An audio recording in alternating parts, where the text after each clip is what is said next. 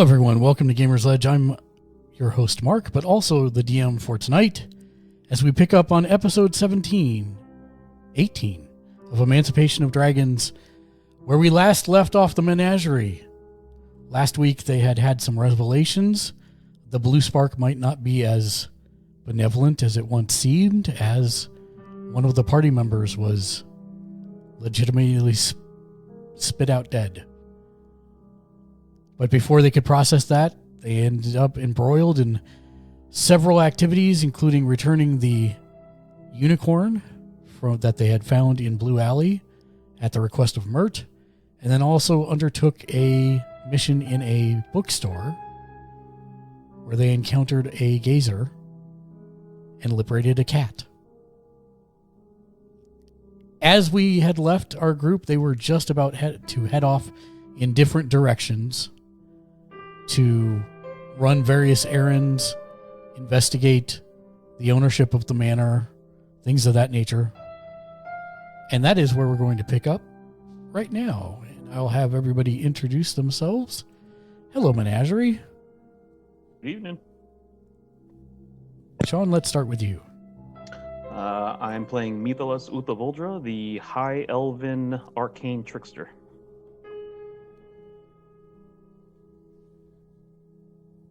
Alright. My name is Arturo Gonzalez. I'm playing the Forge Domain Cleric called Brand. Hi, I'm Lou. I'm playing Leonardo Carta, a human wizard. I'm Daniel. I'm playing Zekuhsu, the Yonti monk.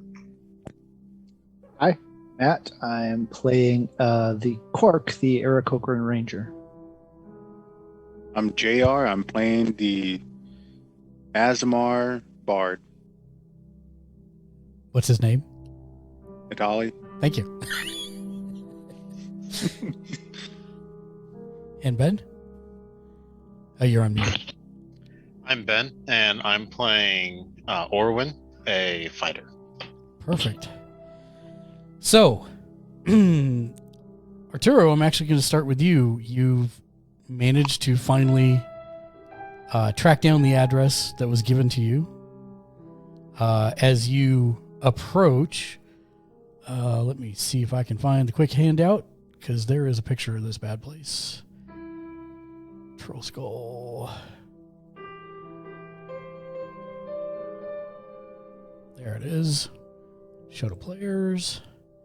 There you go. You should be able to see it now. Creepy. Nice. And that's what it looks like during the day. Now, you can see that there is some renovation going on.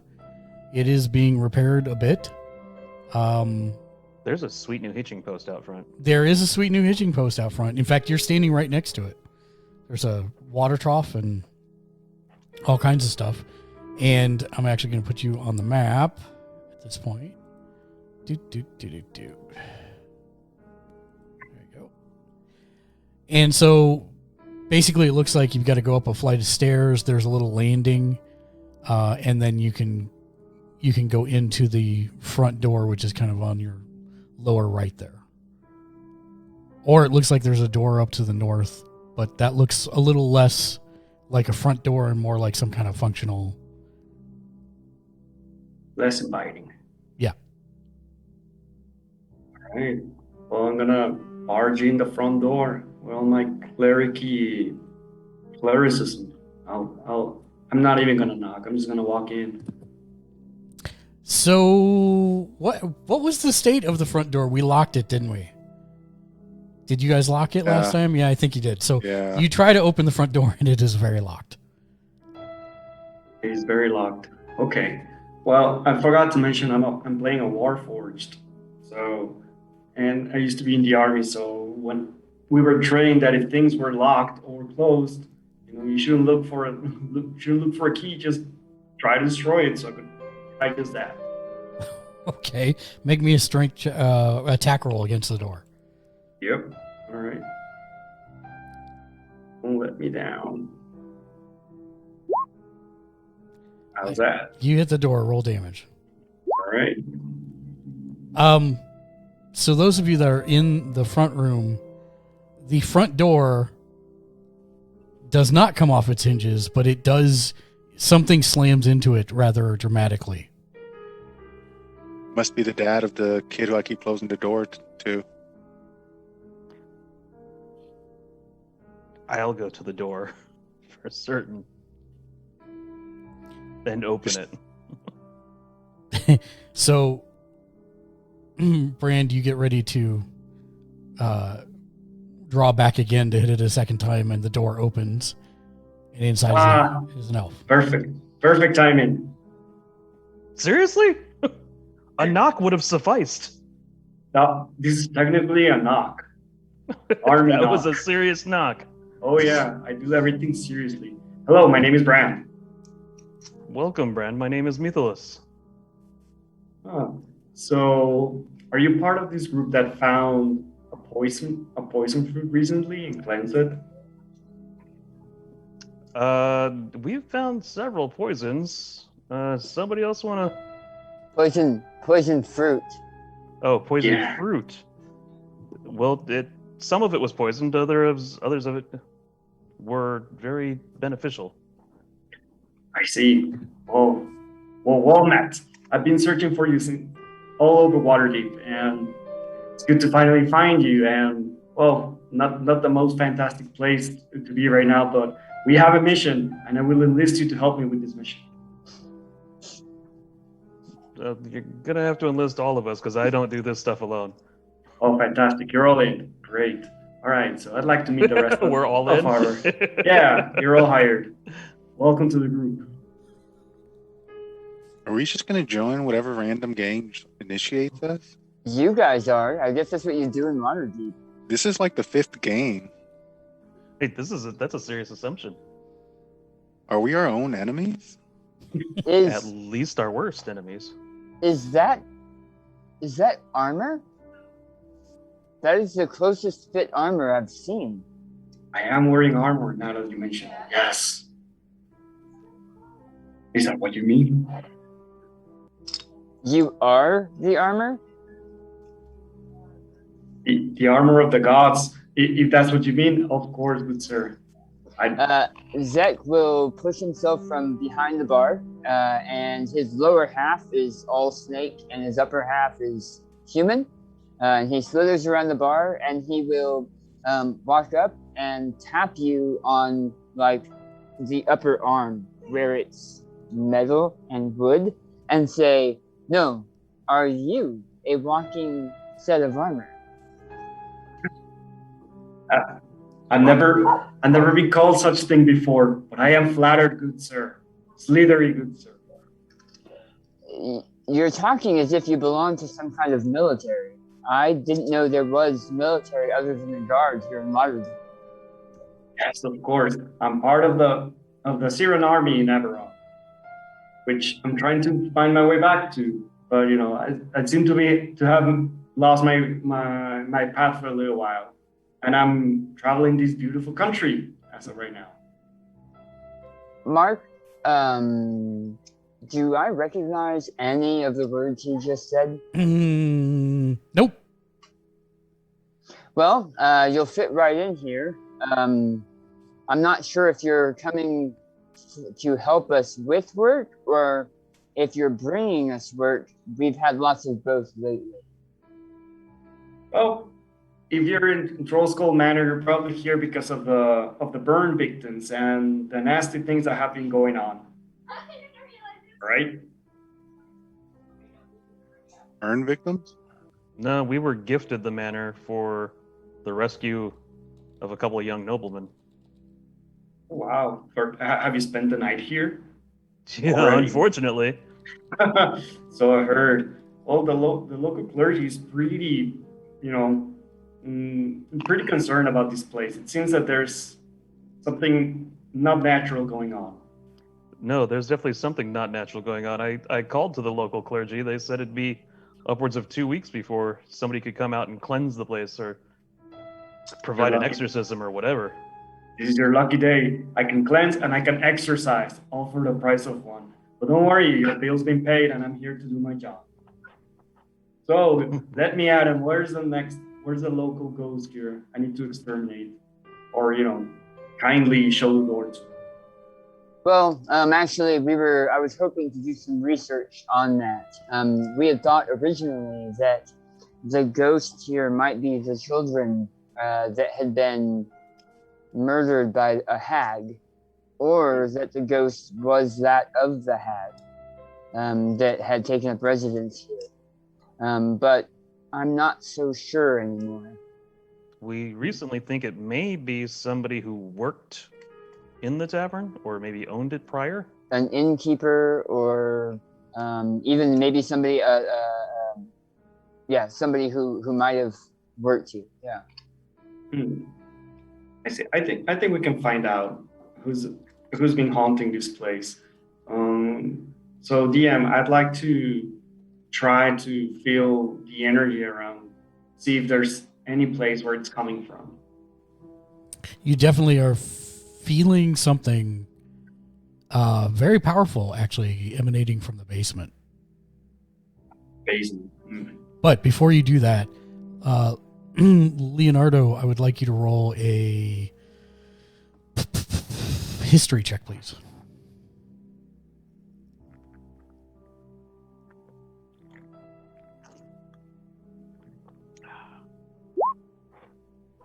Boom. While the words kind of bounced off of everybody else, you did understand several things that he said. You do know that there is another plane called Eberron. So he must also be here from another plane, similar to Caleb.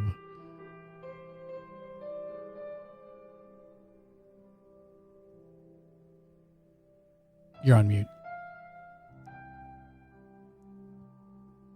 Sorry about that. No problem. Yeah, I'm going to, at the moment, just keep this information to myself and just see how this plays out. Understood. But yes, you're sensing a strong emanation from downstairs. We'll let Mythilus know. Do you know if there's any staircase over here? Zek had an issue in the basement when we first came in, so. But Quark also had an issue upstairs. So, I think you can close that handout, Mike. Oh, right. Sorry. Thank you. It's over here, and Zek will move to behind the bar. There's a trapdoor that is not a trapdoor anymore. It's kind of just a hole in the floor that leads down to the basement. I see now. Quick question for technical question. Can you guys see the other stories, or can you only see the one you're in? We can see them. Okay. I can see them. Okay. Yeah. I wasn't sure how that worked. So great. Thank you. Yep. So there is a hole. There are stairs leading down into a basement. Right.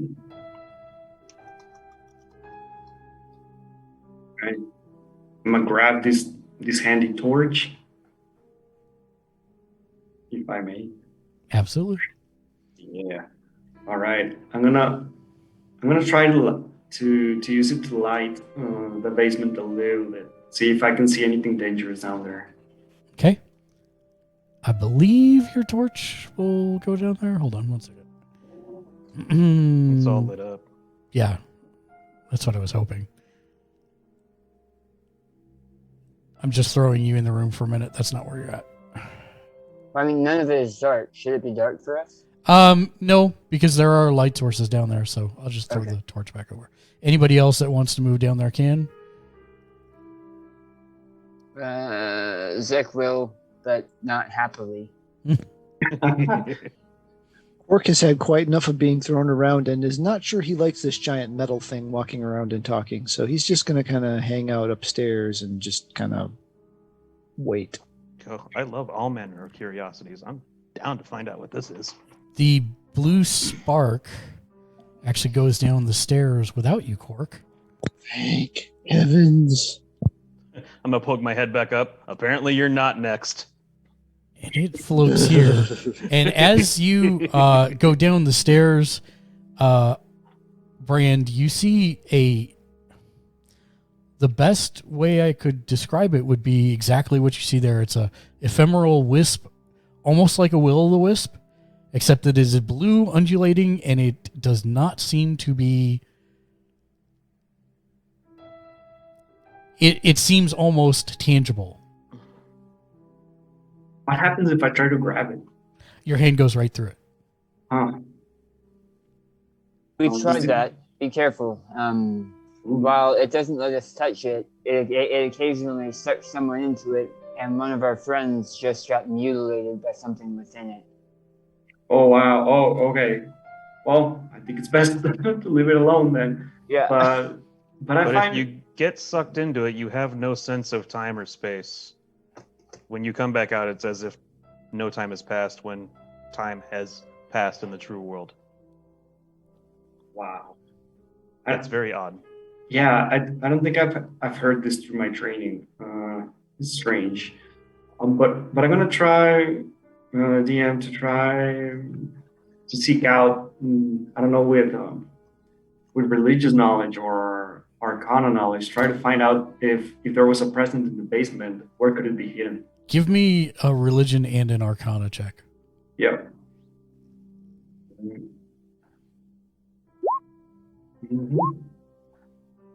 All right. It's not gonna be arcana. So you kind of try to get a reading throughout the rooms, and it seems like where there is the bed behind the stairs, that seems to be where you're picking up the most kind of disturbance. I'm gonna try to lift the mattress because I think that's where usually nasty things are hiding. Yeah, so it's With not the- even a mattress, it's literally just like a pallet on the floor. Oh wow! All right, well, I'm gonna try to lift the pallet to see if there's like any eldritch engravings below it or anything. Give me an investigation check. Sure. There we go. All right. That is exactly what you needed. All right, so what you find is that underneath the pallet, there is nothing there. You give it a thorough once over, absolutely nothing there. But then right as you're about to turn away, you notice there actually is a single rune carved into the stone at the very edge of the base of the wall. And that's why you didn't see it the first 2 times you looked. I see. I call out to Mythilus and Zach and Natalie. Do any one of you know anything about runes? I can't read them, but there's something in there in the stone. I've got a pretty good knowledge. Both Zek and Mythilus make me a perception and arcana check, both, please. After hearing this, I'm gonna also start moving over towards the Okay. cellar. Really? +5, I get a 10. Yep. So, Mythilus, you definitely see the rune, and it sparks something in your brain, but you just can't quite grab onto it. You're not sure what language it is. Can I pull out my pad and Yeah, start kind of make a sketching. drawing of Yeah, it? absolutely. Yeah, sketch it. Absolutely. Zek, you do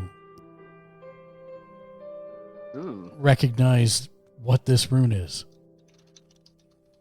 And you don't know what language it is, but you know that it is a word, a rune that symbolizes, you think, venom.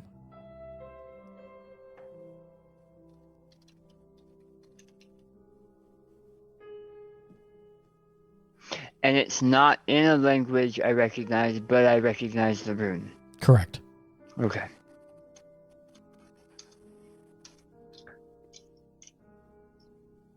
I think it means venom. Has Leo made it downstairs by this point? Sure. Do you need me to move you? Or You got it. No, I think I got it.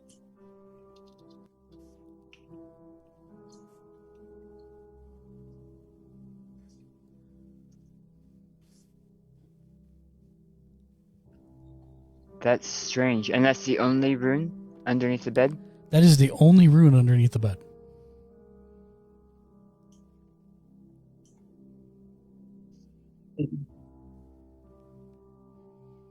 And Leo, if you would like to make a perception and arcana check. Yeah, after hearing this, I'll go ahead and do the same. How old is that rune, do you think, Brand?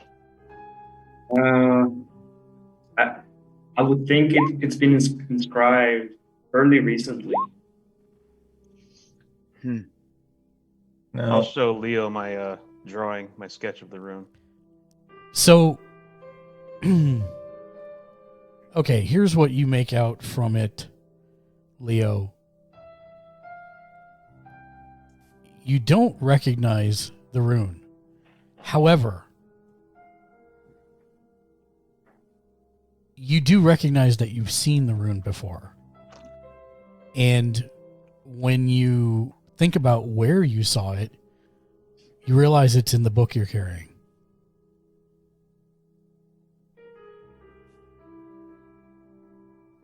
This is the which book is it? Because I've acquired a number of books at this point. Is it the new spell book? The purple glowing spell book. That was once a rod or a spike. Right. Okay. I am going to, at this point, go ahead and say, hold on, I need to run upstairs quickly, and I will run up to the library that I've been very, very slowly filling over the past few days, and grab the book and hurriedly thumb through the pages as I am coming down the stairs and kind of trip and fall over the last couple of them, and then right myself, well, just never taking my eyes off of the book and run back downstairs. You find eventually, although your head does hurt now, you do find a page in the book called Venom's Bite, and it has a picture of a snake sinking its fangs into something. But you never got past the name. That's as far as you've been able to translate so far.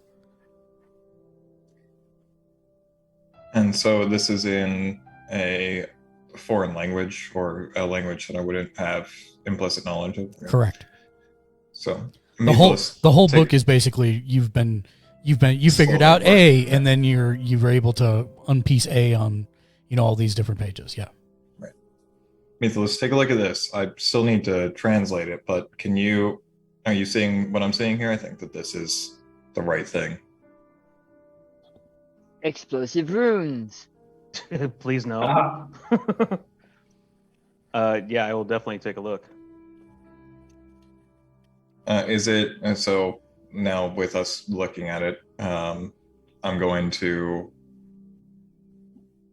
All right. So now that we've got this, let me focus on this section of the book and see if I can get any more information from it, and I'll leave you to it. So then I'll run upstairs. Do you show it to anyone else? No, just I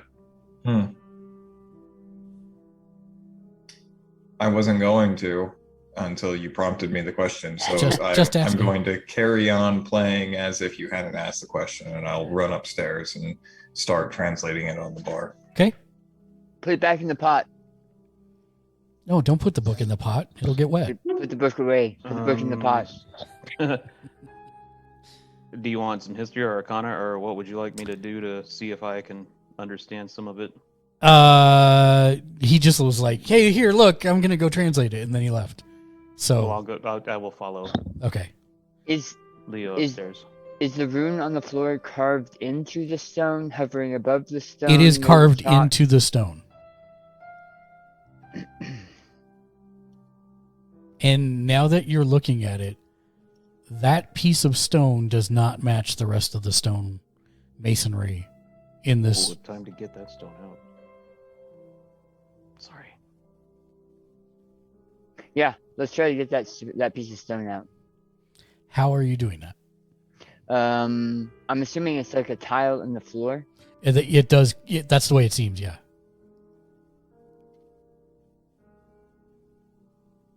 Do you want a knife? Yeah, because I don't have any knives. I've got I should several probably pick daggers. some up. Yeah. I've got several daggers, so if you just ask, I'd definitely toss you a dagger. Thank you. Can I hear this happening upstairs, or can I not? No, not You are from 2 floors above us. just a floor. I'm only 1 floor. Yeah, just a floor, but still no. And No. just outside of the hatch, or the hole in the floor. But yep, okay. I do have observant as a trait. I'm just gonna put that out there. I do have a +5 bonus to my passive wisdom perception. All right. Yes, you hear that they're about to dig up the tile or stone that this is attached to. I'm going to just shout downstairs. Hold, and then see if he. I already critically failed. It's perfect. Oh no. That is actually what I was going to have you do. Zek, you touch the stone and your body goes rigid. And in your mind's eye, you know what you must do. And you see yourself in your mind sinking your incisor teeth into this rune. And then as quickly as you saw that, it's gone. And you're standing there touching the rock that the rune is on. You're not touching the rune directly. But How did this realization feel? Did it feel like when I was going to bite those kids? yes. Yeah, I don't think it's good for me to be here right now. Is he still rigid, or No, he's fine. it was just a moment? Yeah, Okay. it's just a moment. Is it like compel? No, Okay. it's just that's the image. It's one of those things where you had kind of an out of body experience and you saw what you felt you needed to do inside your mind, clear as day. But now that it's done, there's nothing. Zek, do you have fangs, or are you just like a human? Ish. I mean, I have like I like to picture Zek as having slightly elongated canines, Incisors? yeah, and incisors, but not like snake teeth. He has human teeth, just slightly longer. Just to the point where it would be unsettling to watch him smile too long. Is it usual for your people to bite? Like, do you have a venomous bite? What do you mean by you people? Your people. Man, first Quark and now you, Mythos? Dang. Racist here. Your he is a people. He's part of a people. I don't know. Yanti, do they bite people? I wasn't raised with my people. And Frank Mark. And Zek is gonna leave. He'll go upstairs. As soon as he laughs, I'm going to whisper at Mythos, good job reminding him that his dad's still not back with the milk. Wow. Wow, that's dark. And Leonardo, you heard that observation as well. I'm just letting you know. You'll get a side sly grin. I won't actually chuckle at it, but there's going to be a bit of a snarky smile. And I'll head up to Mythos' room. Has Zek and did Zek actually explain what overcame him? Like during that, did he explain that? He didn't explain that feeling, right? No. No, he just bounced. He just said, "I don't feel like I should be here," and left. Okay. right, well, I think we should probably hold off on the stone for a second. I'd like to understand what this rune is before we get into this, and so I'm going to just jump back, and then I'm tuning everything out. I'm just focusing on this book at this point to try to translate it as quickly as possible. I will go up and see if I can help out with that. Brand, Yeah. would it help your exorcism if we knew more about the people that might have been here? Like who the ghosts might be? Absolutely. If we could find out who it was, and even the motive of why they were a victim to this room, I think. Well, I'm making the assumption that whoever whoever's haunting this house was affected by this room. So I think that we find out who that is and why this happened. I think we can establish conversation so that we don't have to actually annihilate whatever is haunting this place, and we can have a more peaceful transition, if you will. So that being the case, I think I'm gonna head back to the Hall of Records, Itali. Going you. You don't have to. I'm just letting you know. I think I'm gonna go back with Plan A. Yeah, I'll join you. And then as I stick my head back up, because it was just me sticking my head down the stairs, I'll repeat that to Leonardo and Nicholas, because I don't have alertness or observant, so I don't know that they probably heard everything I just said. And Quark, are you just hanging out in the tavern? Yep, just kind of making sure if this giant metal thing decides to go crazy that I'm not right next to it when it does. I grew up in the woods, dude. Literally grew up in the woods. If this living set of armor starts attacking everyone. Next step, you should go look for some aluminum foil around, make a nice helmet, man. If you want to go to the Hall of Records, Quark, I think that's where we're gonna head. Well, probably better served that than just hanging around here, so. Or you just gotta not see him as a statue. I know what you like to do to statues, just probably not a good idea with somebody new. If you want to be friendly with people, don't do that. I don't think he's a pigeon.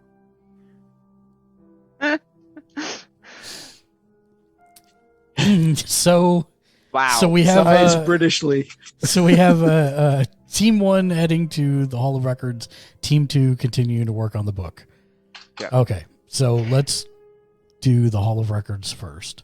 As we are walking, Yes. when we get about 3 blocks away, Yes. I'll mention to Itali and Quark, I think something dark is happening, and I'm afraid it's tied to the hag here. When we saved those kids, I almost took a bite out of one of them, and I've never had that feeling before. And just now in the basement, the magic in that rune was telling me to do something similar. So, Let's be honest, who hasn't almost killed a kid in their lifetime? oh well. I don't want you to feel left out. I guess if it's not that strange, then maybe I don't need to feel bad about it. Probably not. Biting a child is typically not normal. Let's unless of course you're preening their feathers, but then that's not really biting. It's more of a preening action. It was not a kind thing. And these other children in the encounter, I was absent for where the overturned cart in the street. Yes. Okay. There was magic afoot in that encounter as well, correct? I'm starting to think it might be one of my weaknesses. Kids?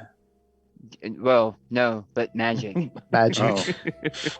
It might be one of my weaknesses, like night in the crypt. The crypt at night. Gotcha. It might be my crypt at night. Yeah. A good one. Quark will just look oddly at him because that makes no sense to him. But okay. Well, we'll just keep letting us know if you're starting to feel anything, and we will help you through it. And we will. Please keep an eye out. Yeah. Yeah, most definitely. I will put my non-lethal arrowheads on. Did Brand go with you guys? It's up to Bran. I didn't. So you're just down there by yourself? I assumed. Okay, I'm sorry. I should have asked. I had asked if that would help, assuming that when I looked over at Brand, he was still like investigating the room, making sure there wasn't anything else. If he was just kind of standing there waiting for an invite, I would have invited him. I wouldn't have been like, all right, well, you See you seem later. good down here, robot man. Do. Mr. Armor. Yeah. Well, I'll follow along then if it's okay, Master. Oh yeah, absolutely. Okay, I'm just grouping you in the basement. Not that you're all Got it. in the basement. I'm just grouping the two groups The together. basement crew and the not basement crew. I see how it is. The study group and the field. The people not at threat of the haunted house and the people at threat of the haunted house. That's right. That's the real reason Quirk left. He didn't want to get thrown out another window. That's probably wise. Okay, so yes, it takes you about, I don't know, an hour, and you make it to the Hall of Records because it's a busy day. There's lots of people out, lots of horses, carts, etc. But nothing overtly strange happens. You make it to the Hall of Records. It is bureaucracy, so I'm going to have you, Arturo, since you're the newest one of the group, why don't you roll me a D4 to see how many hours it's going to take for you to get through the line and get what you need. All right. Let's do this. 3 hours. So, Leo, I'm also going to have you roll a similar item, and you'll get to subtract. You get to subtract 2 off of it because Mythilis is helping you.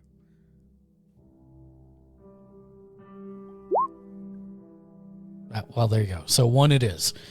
So it's going to take you at least an hour to transcribe that page. So we'll come back to you since you finished first. I want to go with the longer group.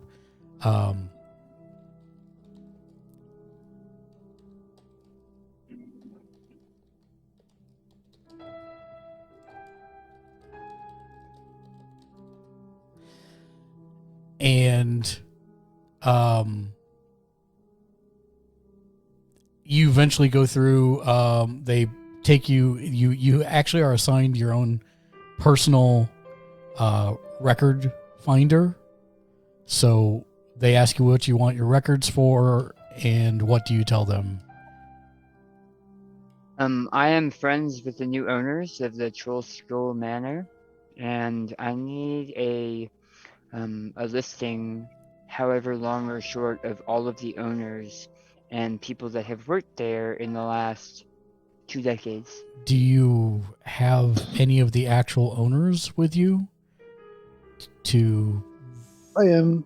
Yes, I am one of the owners of the Troll Skull. He is here. We are here together. Yeah, he is as investigative of the events that are going on. As you can see, we brought a cleric of sorts with us to investigate the overwhelming the city's getting to Quark. He's starting to have his little nervous breakdowns because of the everything. But yes, we are here on official business. Quite the group you have. All right.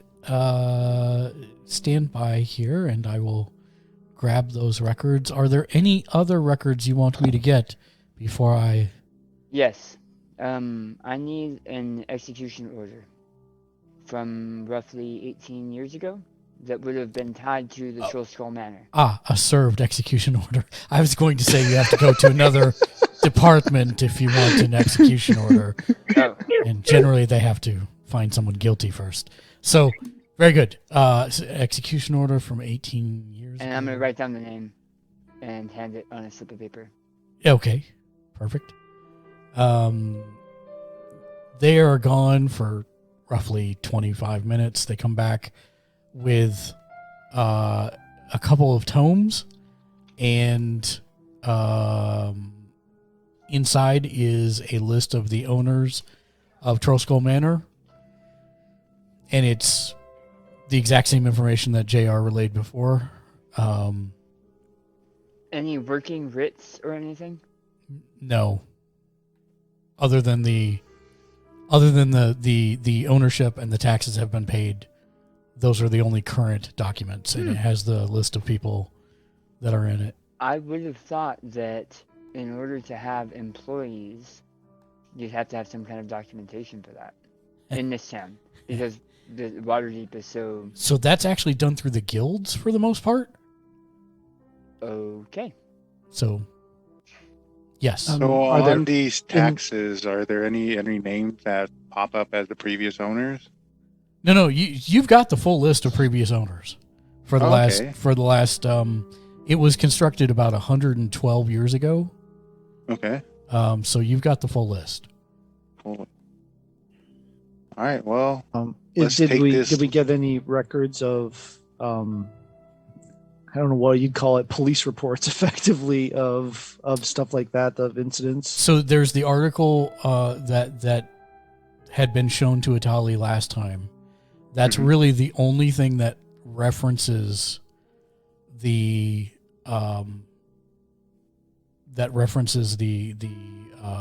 goings on. The rest of it's all just super dry. Purchase this date, amount paid, taxes by this group of individuals or conglomeration, purchased on this date. So it's just like literally a list of 112 years worth of owners, which there's probably 25 or so total. 25. Yeah. Okay, we can work with this. And as for what you requested, you are handed a copy. The page says, "I copied this. I figured you'd want to take it with you." It is a copy of a writ of execution declaring that on a day roughly 18 and a half years ago, that person was indeed executed. So is it a combination execution death certificate, or is it simply the execution order and we need to ask for the death certificate? I'm trying to figure out if they have death certificates. Hold on one second. Also, Just so know, we do see your Firefox. Also, I would like to look at the signature of the woman who bought, unless it was Ozma, if she's your actual name, but the signature when she purchased the Troll Skull Manor. Yeah. And the handwriting signature of this death certificate. And I'm going to be looking for who owned the house, Troll Skull Manor, before her and after her. Okay. You get all that information. It's nobody. I know, but just the you've got the names. Yeah, you've got the names. I have no idea what they are. Give me some time and I'll tell you. Okay. I have to find something appropriately fantasy. But as for your question, Zach, the handwriting of the purchase does not match the handwriting of the writ of execution. Okay, thank you. You bet. And it does actually say on the writ of execution that she's being punished for basically being a hag/witch and is being burned alive as her penance. You know the feed is switched to your Google search, right? Oh. Thanks. Somebody said that. I didn't catch it. It didn't process. It just went bonk. So thanks. So yes, that's basically it. And the person before it,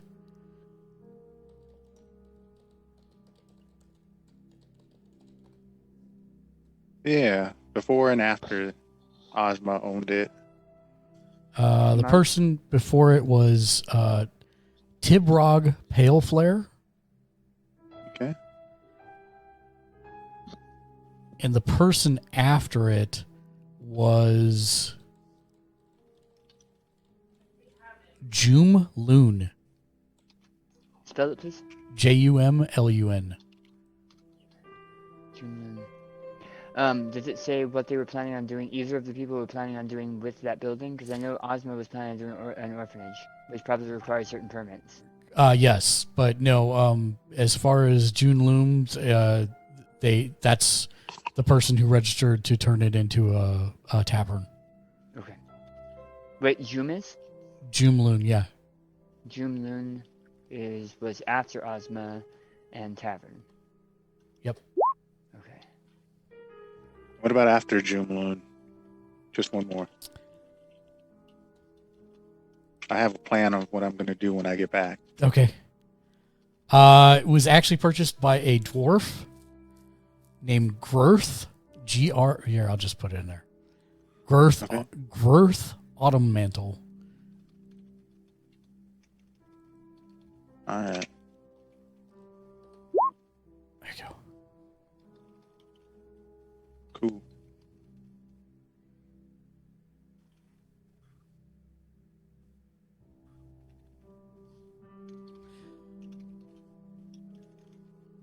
But the Joomloon is the one that actually monikered it Troll Skull Manor. Before that, it had just been manor property. It didn't have a proper name like that. Okay. I think we have questions that we need to ask of.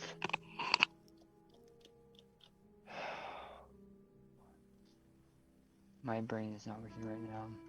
The gentleman that sold us this. Oh, Volo. Volo. Because I think he said he was writing a book, and I think he bought this haunted mansion to write the book. So he might have more information about when the hunting started. What do you think? So, did I we? think that's a good idea. Sorry, Quark's being weird, but did we get the execution? Not only the execution, but also the death. So there's notice? not death certificates. There's not death. Okay, so the execution order is all that exists, or there's no official notation. And it's written. It has notes written so that it is before and after. Correct. Yeah, that's what I was going to say. When it's a writ of execution, it does have basically someone had to sign at off this time. Exactly. Yeah, so that is there, and it is not the same handwriting as Ozma's handwriting in the purchase log. I would like to make a query. I would like to ask if there are any records that show what was a property before. It was actually a manor. It was I a don't manor. know if it's always been a manor. Yeah. Okay. Well, except when Ozma had it. Ozma converted it to an orphanage. Yeah. And she shows you a newspaper clipping article that shows that for a period of about 5 years, she operated the orphanage as a way to eat children. And when they finally found out, then they put her to death.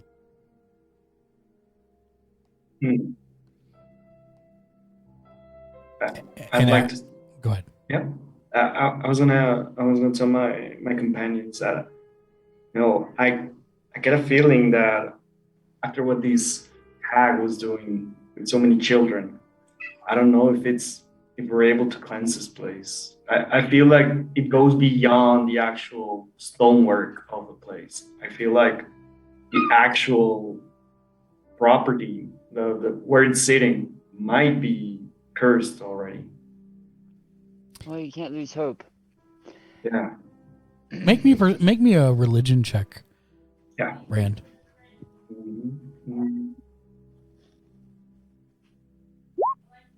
Thank you. Nice. Okay, I have one more thing, Mark. I'm sorry. No, you're fine.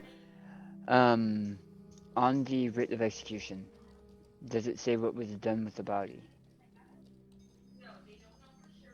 It was burned until there was no. It was basically burned, and then the bones were minced. Minced? Yeah, chopped. Okay. Can I make a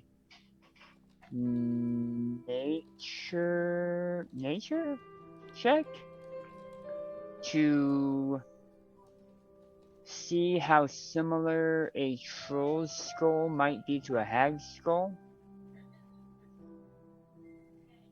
Absolutely. You need like a 5. Hey, you made it. Barely. Yeah, so they're not similar, and troll skulls are much larger. Okay, good. All right. You see Zekuhsu visibly, like he's going through the motions and thinking, and then visibly calms down, thinking that somehow this hag was going to get him.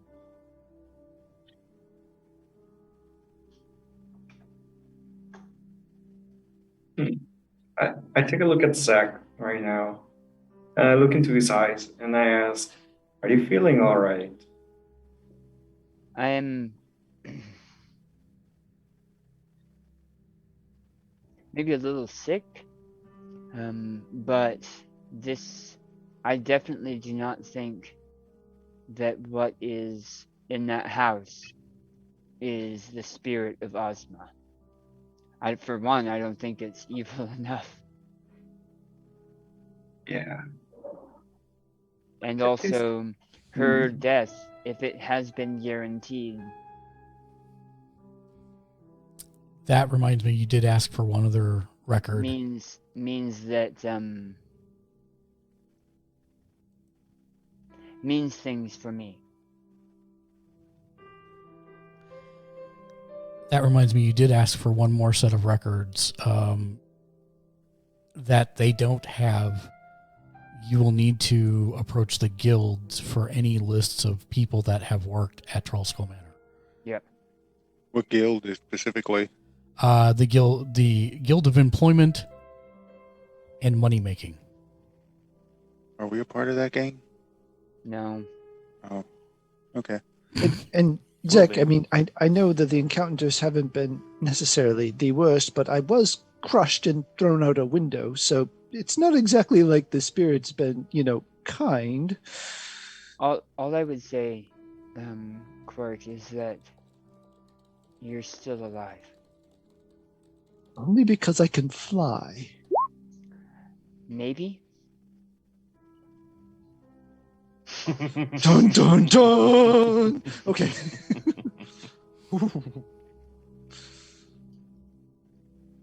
So, shall we acquire the location of this guild and make our inquiry of the records keep?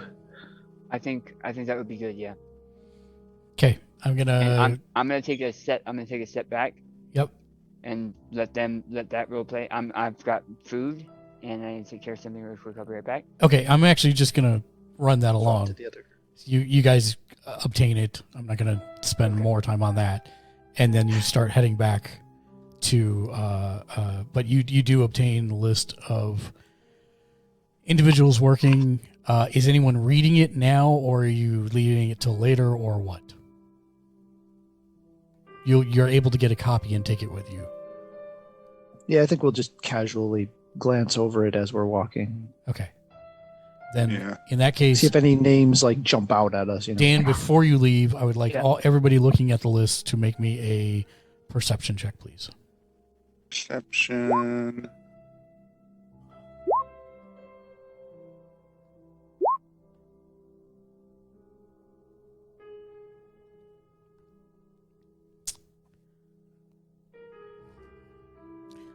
Okay.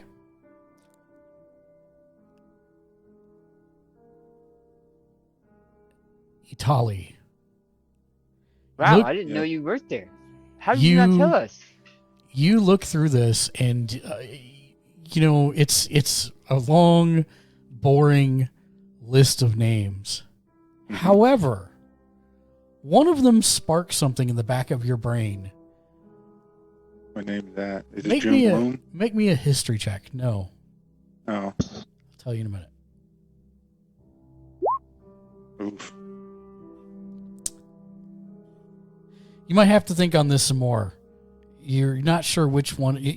There's like a block where one of the names, some of the names in the block seem vaguely familiar, but you can't recall where you heard them from or which one it is exactly. But you're pretty sure there's something there. So maybe tackle it with fresh eyes later. Okay, I'll keep like reciting the names in my head till something sparks. Okay. Leo and Mythilis. It takes you about an hour between the two of you. And by the time you're done transcribing this page, it is not at all what you thought it was going to be. This seemed to be some kind of, especially from the name, some kind of offensive spell. But it's a different kind of offense. It's actually about concealing truths.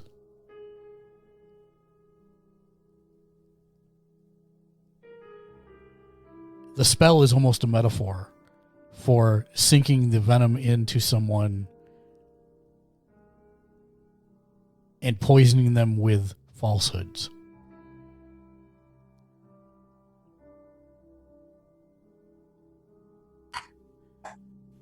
Well, that seems intriguing.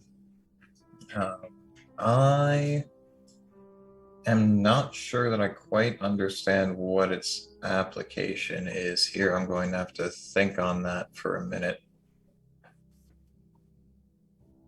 Should I make like an arcana? Yes, and this also does seem to be something you've never seen before, and that is it's a Yuan-Ti spell.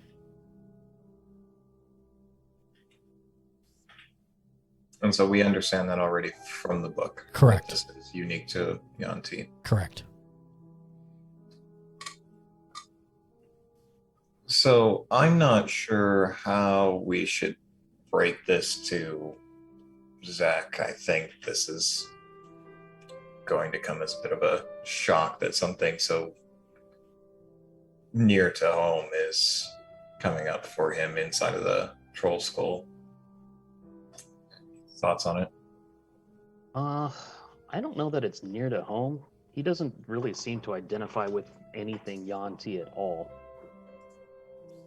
Which, And to be fair, Leo, your exposure to documentations of events involving Yuan-Ti, they are horrible, brutal killers in everything that you've ever read. So, I understand that Zach doesn't follow this and that he's not a part of it, but at the same time, I think that probably makes this situation all the more difficult. If we just had a general Yuan-Ti that was with us, it would be a non-issue here. But because of his lack of identity with that culture, I think it's going to perhaps the fact that he doesn't identify with it, but it still affects him anyway.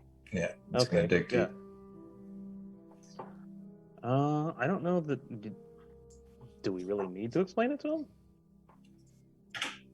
He's not really good with magic as it is, so I would say adding even more confusion may. I should clarify. When I say it's a Yuan-Ti spell, I mean it can only be done by a Yuan-Ti.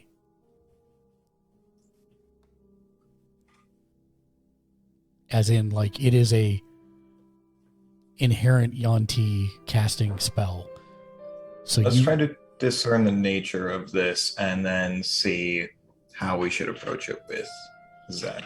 As I think we do have the book and spellcaster right down the street, who you've made friends with. He may have a little more insight, or we could just keep this to ourselves for the time being. For now, I'm gonna try to see if I can glean any type of insight as to what the application of the spell might be in its position. And I don't know if that should be an Arcana or a History. Arcana.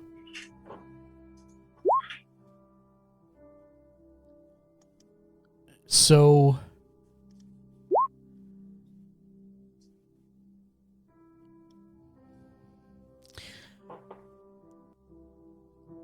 you're working with a language you don't understand. You've gleaned the nuance and you've translated it.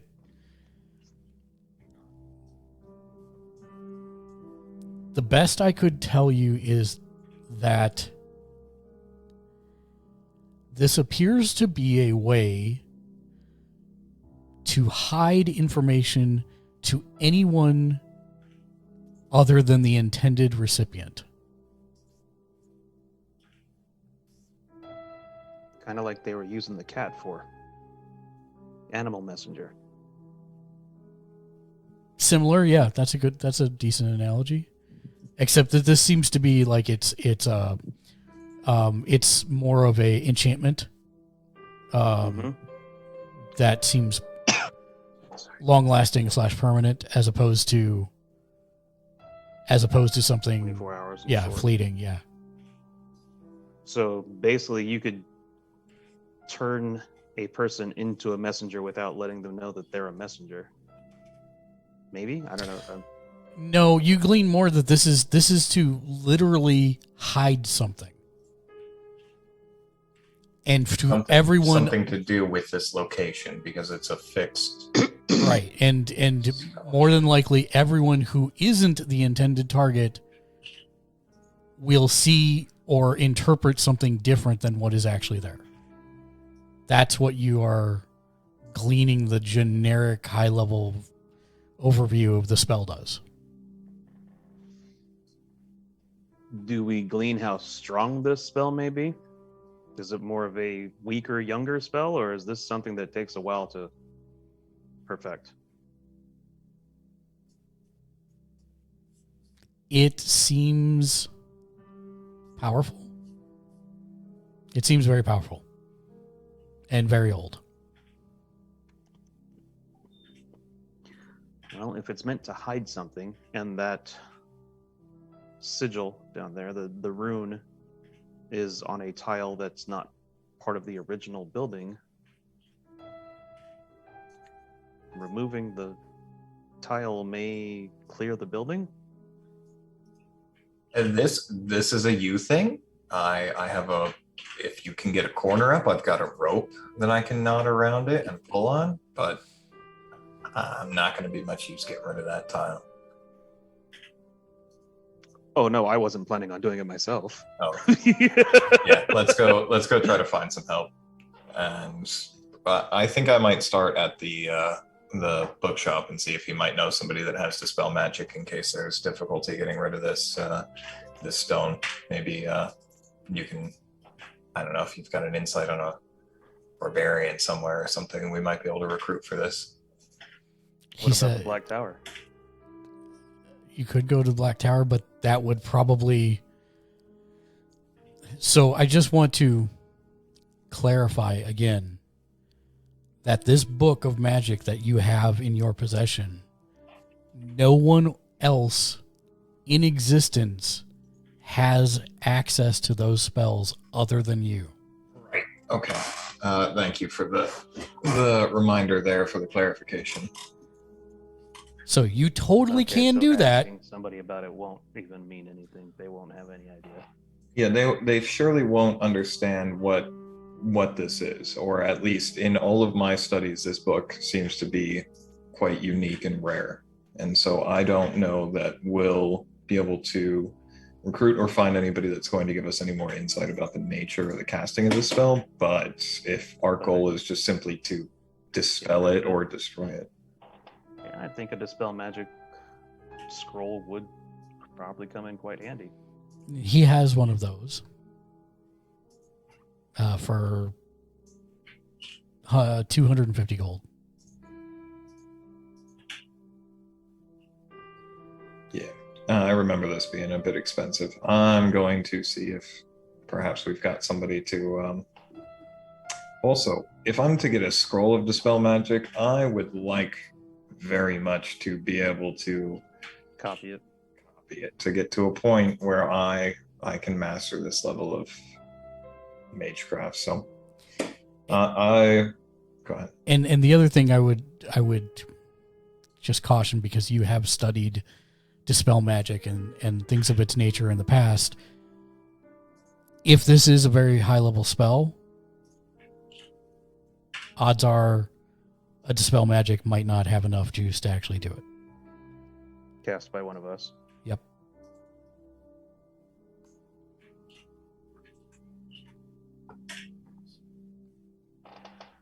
We may need to call in a favor or purchase a favor to have somebody stronger by far than us to cast it. I may have a lead, actually. And I'm going to leave it at that, and I'm not going to explain further. And is it around that time that the rest of the group returns to the manor? Yes, I know I have Yeah, truncated time, but it's fine. move the story along. Yes. Has any of those names popped out yet?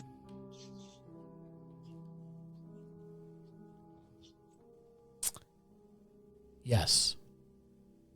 Make me one more history check. One more. One thing I suck at. Ah, Okay. Huzzah. I am going to whisper this to you.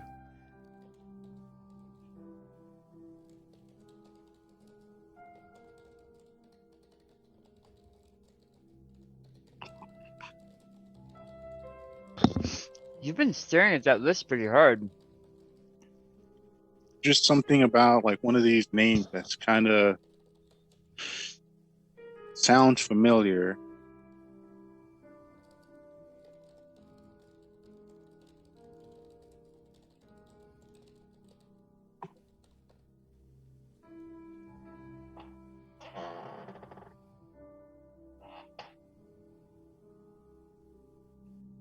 Okay. As soon as I get in to the house, I'm gonna shout out, if you do not answer this name, your mom's a hoe. Jum Loom. Anything? Nothing. Well, I tried. That was the name on the list? No, that was one of the names we got after that. Oh, okay. Owned a house after that one lady got executed. I Yeah. figured if that lady was like haunting this place, she would probably kill the next owner. Oh, that's true. Maybe. If she was a ghost. That's true. Daniel, make me a willpower save. Wisdom save? Sorry, yes. Wisdom save. 16. Thank you. Yeah, did you guys figure anything out? Leo? Nicholas? I'll look to Leo. Yeah, so we've got, so far as I can tell, this rune is a way to affix a spell to this location. Now, the bizarre part about this is that all of the magics that I've ever found inside of this tome are limited to not public knowledge. They're just not readily accessible. Any library that I've ever been in, any other wizard through research, I've never heard of anything inside of this tome, and so this is all very unique magic. And this seems to be tied to that unique magic. And so I think that we're dealing with either some form of other planar magics, or it could be ancient magics, or something of that nature that is just very atypical. With this magic, so far as we've been able to glean out of the tome, it is meant to have a general aura of deception, or more or less a truth hiding type of effect to those around it. And perhaps there's the ability for the certain people to become immune to this truth if they're an intended target. But that's what we've been able to discover about the rune. Now, I don't know if this rune, specifically within the tome, it does show that this is a unique spell to the race of Yuan Ti.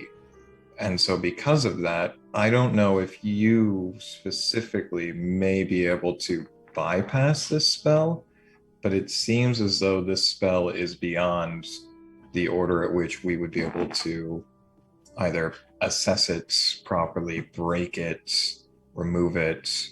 The only real solution that we have is a very high level dispel magic, or perhaps ripping the stone out and smashing it. We're pretty limited on our ability to. I mean, you said that it shows you essentially what you want to see, right? It's an illusion magic. Not Well, precisely. It hides things. So what if it's hiding the fact that it can only be unlocked by a Yuan Ti? It's more of an enchantment, and so it enchants those around and about it to not see, if that makes sense. And so perhaps as something only native to Yuan Ti, Mark, would I be able to figure out if this is extraplanar or ancient? So I guess the question is, are you showing it to him, or are you just describing it? I am just describing it at the moment. Okay. You could. So when it showed me a rune that I was able to recognize for Venom, was that part of? I'm sorry, Mark. I'm not talking to you. Was that? Sorry. Was that part of the illusion? Was it showing me something that I might remember? Is that what you're? So the fact that you are able to recall or understand this rune without having direct experience with Yuan Ti culture, is that right? Well, my relationship with the Yuan Ti is a troubled one. But I do have some books of some religious texts. So that may be why I recognize the runes. Maybe. But if getting close to it just projects a deception, then I might have just recognized a rune that's not actually there. That's what I don't understand magic like you guys do. Sure. So no, we all see the same rune, and essentially, in order to keep a spell affixed to a place and active, it can require something like a carving or engraving into the stone. Oh. And so to keep this magic active without the caster being here, not only does that require a skilled caster of some sort, whether it's a sorcerer or a wizard or something of that nature, but it also requires somebody with a lot of knowledge to be able to leave a spell of this nature in place and to have it become effective for so long. And that is where I think that we are under-equipped to perhaps deal with this. But your experience with just seeing and recognizing the rune gives us the ability to maybe do some research on it. But it's no different from what I see when I look at the rune. We're seeing the same thing. Though I don't know if you've maybe got any other insight as to if there's a relevance to this Venom rune inside of the religion or culture or use or anything of that nature, if any of the religious texts ever mention a Venom spell being used this way. It was a lot of parables. The way I'm sure that most people that have come across Yuan Ti see them as the Well, monsters. It's what I've been seen as my whole life. But they don't think like the rest of you. It cold-blooded and warm-blooded seems to be deeper than just the way that they think is just very different. Sideways, almost. The conversations I've had with them are very strange and often cyclical, because they don't see logic the same way as you do, I suppose. I'll need to ponder on that to see if I can perhaps understand any further, but as it stands now, I don't know that we've got much insight other than an attempted destruction of this rune in order to try to understand or uncover what it might be hiding from us. We've got very It doesn't little. look like it's Since- part of the original building, so Well, since the spell can only be cast by Yonti, and he saw a specific image of himself interacting with it in a unique way. Be aware of that, just as a point of order. Oh, I thought we had. No, he didn't say. Oh. I know you do, Quark. Yeah, I do. He mentioned it with the biting kids and yeah. Got it. Thank you. So that's fine. Yeah. So I'm not saying exactly what it was, just that it had a very specific reaction to him. Should we see if it reacts differently to us? Because another Yonti, I've switched accents. Crap. Another Yonti may be the intended target. It may not have been a specific target, but perhaps just another of the race. Is that what you meant when you said that it was a message for an intended person? I don't know that. I don't quite understand the spell well enough to know if it's meant to be able to allow a race to circumvent it, or if it is meant to allow an individual that's been designated, or I don't understand the conditions that have to be met for this. However, Pork, I didn't understand that Zach had a unique experience to this. Can you describe that in as much detail as possible? It was scary. When I went to lever the tile out, I had an image of sinking my teeth into the rune. I thought better of it and left before I attempted something like that. I don't know magic like you guys, but I know when a bad idea is a bad idea. Yes, and I actually perceive a cursed energy emanating from you, Zek, from a while back, ever since you tried that. And I feel that you've somehow absorbed a little bit of the negative energy that's emanating from this room. So I would strongly advise against following any instinct or any sort of intrusive thought that you might be getting until we're able to remove this curse from the scouts. The cursed energy you saw from me led directly to that rune? It was afterwards. I first noticed it while we were at the Hall of Records.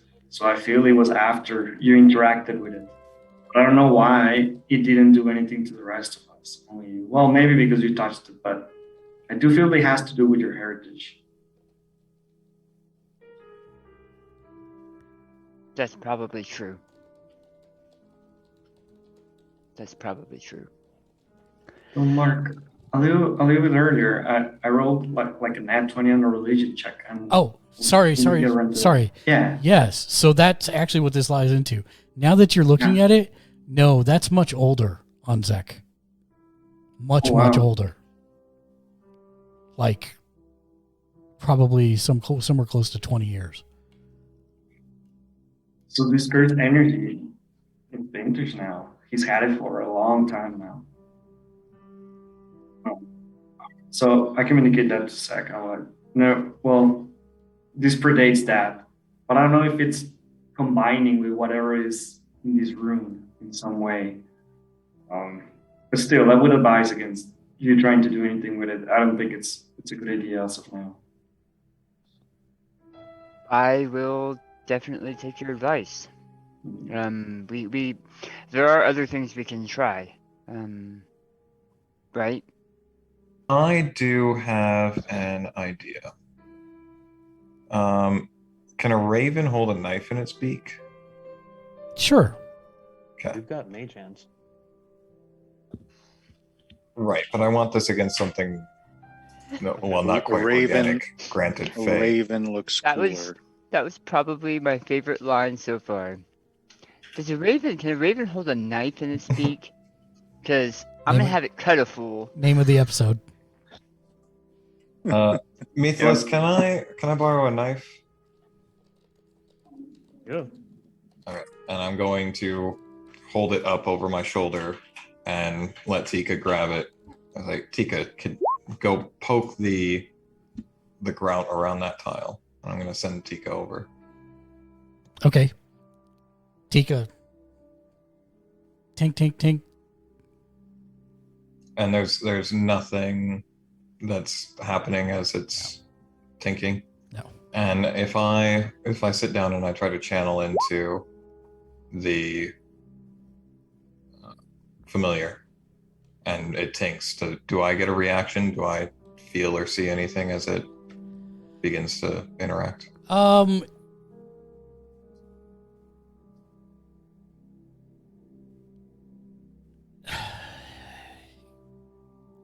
You reach out and you try and channel into it. It just,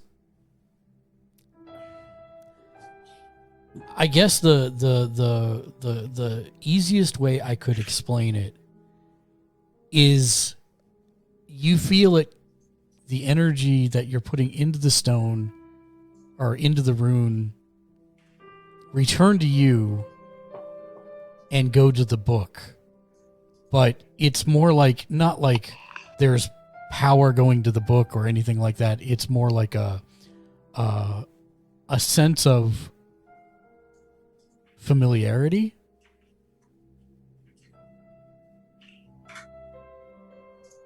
A sense of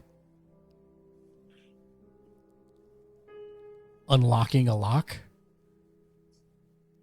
But there's no lock, or it's not been unlocked. That's just the faintest feelings of what you get.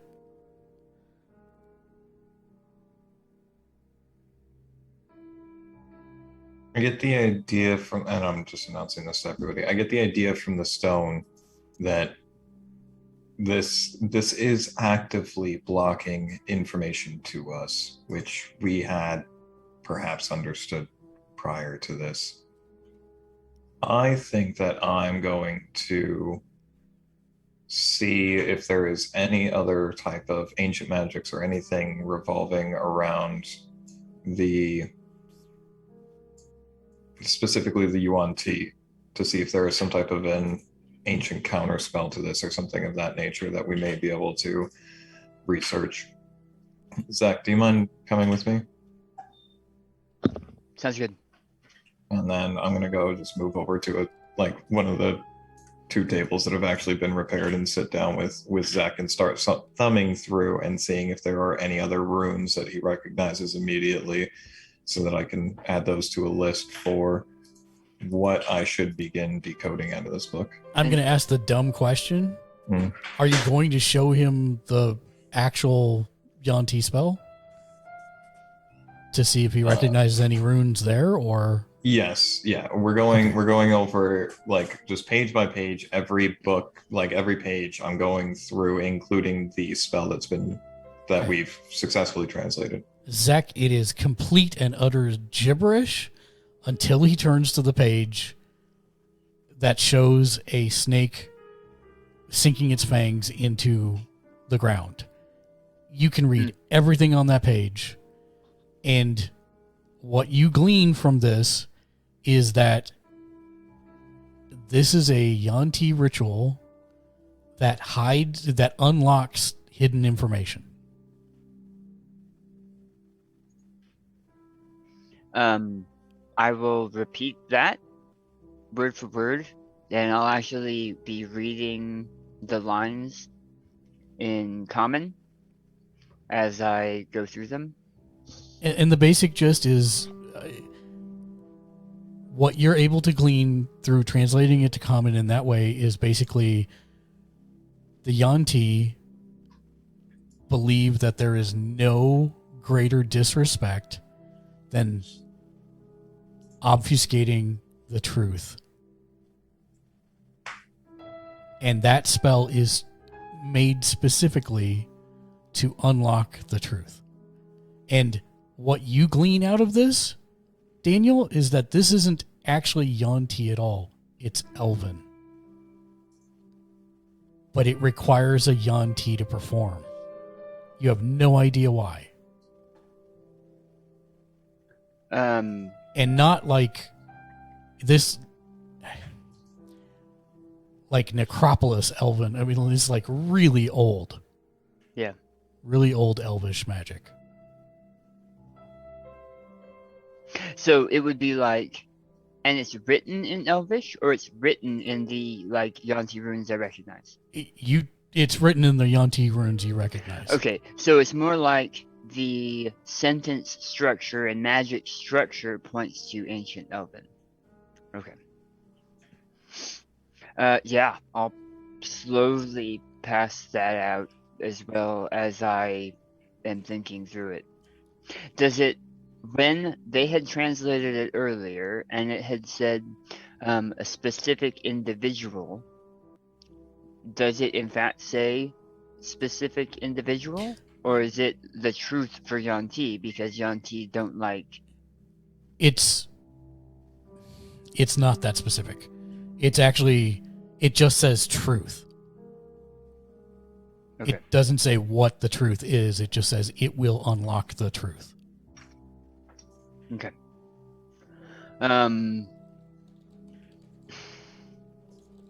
Well, I think we're gonna let our new friend put the faith of his power to ending me if something goes wrong. And I was about to say, yeah, perform the ritual. yeah, Zek is Sound going dangerous. to tear the page out of the book. You may have to physically fight Leo. I think Lou's gonna come through the computer at you. Yeah. I need this page. Rip. No. We can try to complete. Is it a ritual we have to complete, or the ritual was completed, and that's why we see the room? So this spell is a ritual that you need to complete. That is verbal and somatic, and the action is you sinking your teeth into the rune. Okay. And this can be performed by any... It looks like this can be performed by any Yanti, because Yanti also have their special nature magic, blah, blah, blah. Yep. Okay. I'll pass that on, and I'll say I'm going to need your help because I haven't done any rituals before. So I'll probably need some assistance with that. Yes. And I'll get close to him and I'll touch his shoulder and say, "You probably don't know these gods from where I come from, but there's 3 heroes that were there, and I cast guidance on them. May they guide your hand or your fangs." Thank you. And I will try my best to follow the ritual, with being launched by Brand and Leo and Mephiles and the spellcasters, which are everyone except me. And then I will sink my fangs into the rune. Make me an attack Nicholas roll. has hands on weapons. A 10. You don't stray. You sink your fangs Smash my into face in the this tile next to the... yes, into the stone, and you expect I mean, it would be natural to expect that when your teeth hit the surface of the rock that it's going to be hard and you're going to shatter your teeth. Instead, that does not happen. It's like you're biting into Jell-O. And as soon as you do it, Leo, that chord of familiarity that I talked about before actually turns into a wave of energy that strikes Zekuhsu, and he turns purple for a moment, just like all of you did a while back. And That purple guy is the bad guy? as he picks his face up off the ground, where the rune was, the singular tile actually grows and slides downwards, and you see that there are a set of stairs that descend down under the manor, under the basement of the manor. Well, I guess it showed us the truth. That was moderately unexpected. Yeah. Well, Brand, you feel like doing some Holy get magic. rid of a poltergeist? I'm ready. Count me in. That's Is everyone going down, or just Brand, or how? What? And what's I'm the march? all with him. I'm I'm going down. Okay, Where is Quirk? Cork. Kirk What? was watching all this, waiting to have to shoot somebody in the head if it's necessary, be it the robot or his friend, the snake. But he now that everything is settled down, he's ready to go on and cover everybody's backs. Unless somebody says otherwise, I think we're all going, Mark. Okay, great.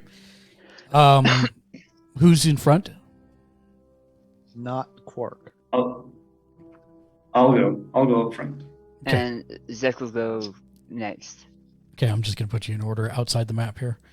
I'll go behind Zach. Okay, Tully. Wow, I don't actually have to take the lead. Apparently I not. wish you would. You have more hit points. points now. Well, not than anybody else. A- I have am more I than I did. am I assuming that is the correct order that we have Yeah, off to the right there? Unless Leo fights me for the tail. No, I like being second to last. All right. Perfect. Things don't sneak up on you quite as easily. Yeah. And also, I can't see in the dark, so it's my Neither can I. So we both need the torch. You're an owl that can't see in the You- dark. That is You correct. have- All that can't see in the dark. Yes. You have the moonlight blade, don't you? Yeah, I do. So, As we go down, I'll pull that out. So as you go down, first of all, this is not a short staircase. It is a very long staircase that leads deeper and deeper into the earth, and it doubles back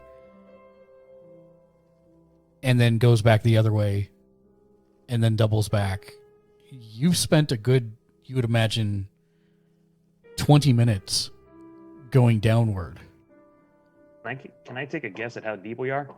You would have to guess at least probably 1,500 feet. Oh, jeez. And Are sub-basements like this common, Italy? I grew up poor. I don't know about sub-basements. No, this is not common. it is getting steadily colder the farther you go down. And at the bottom of the stairs is a singular room that is about probably 50 by 50. And in the center of it is a large stone slab. It looks somewhat like a almost like a sarcophagus. It seems to have a upper portion, and then there's a main base, and there are runes glowing all around it. Are they the same runes that They are the not. Yanti runes? They are not. Are Do they I recognize carved them? into it, or are they floating around it? Neither. They're actually carved into the floor around it in Carved into the a floor around it. circular pattern around it. How big is it? Like And- 10 by 10? big is this Probably stone slab? closer to 15 by 15 feet. Like if you were to stand it on end, probably 15 feet tall, 10 feet wide. The sarcophagus? Yeah. Oh. And it's not standing up. It's down. I'm just using And there that to are no illustrate. carvings on it, Not that you can see, no. so it might just be a dais. Except that you said it was a sarcophagus. It might just be a dais. It could be, yes. Okay. But it looks like it probably opens. Is And my point. There's a top that looks like it. The runes that they're lit They are lit. by some kind of what color? A neon blue. Oh, like the same color as the non-light producing spark. Yes, actually. Do Now- I recognize that you any of the mention it. runes? Do you recognize any of the rooms? Give me a history check. This one means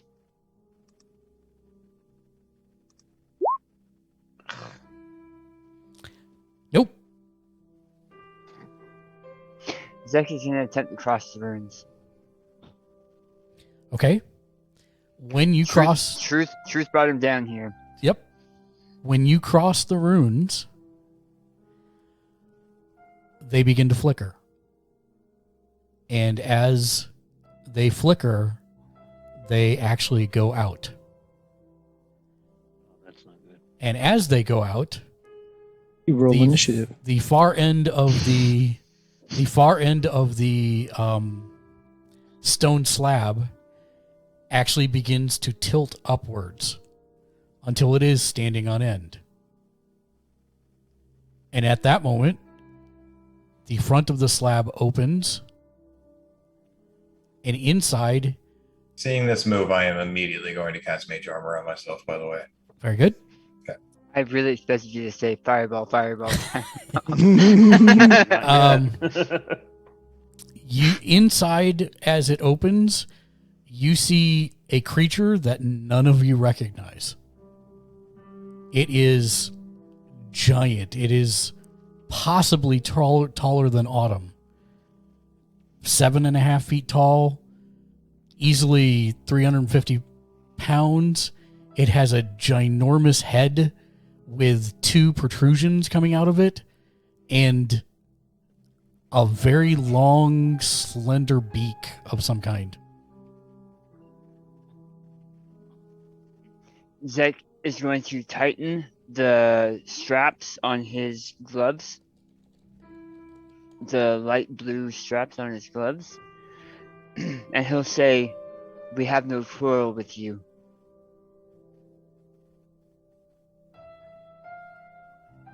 I have none with you. Who are you? Did you guys expect it to talk? They don't talk, do they? I'm not going to be racist. I'm going to my try name- to talk. No, I Let it meant talk. the things that we fight, and that you're. My name is Zekuhsu. I'm part of the menagerie, and he'll slowly kind of slither his way back a little bit to point out the room, and then realize as he looks back, it's very nearly pitch black. There's no light in the room except from the sword. Zekuhsu, what languages do you speak? Zekuhsu speaks Common, Abyssal, and Dwarvish. Okay. Did I not understand what he said? You didn't, but that's okay. Oh, okay. It's well, fine. Then It's fine. he'll You still- did. he'll For still some say the reason, same you thing. did. You did. Yeah. But yeah. He'll still say, because it started talking and not fighting, and so he said, "Oh, they talk."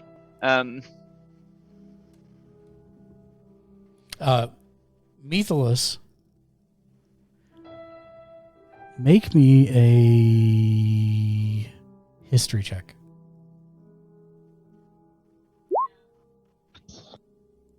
Hey, Mark, I've got the thing. I'll be right back. Yep, no problem. You're able to understand every third word he says. Yeah, I've got Celestial, Common, Elvish, Giant. Yeah, it's Elvish, but It's not recent. not even close.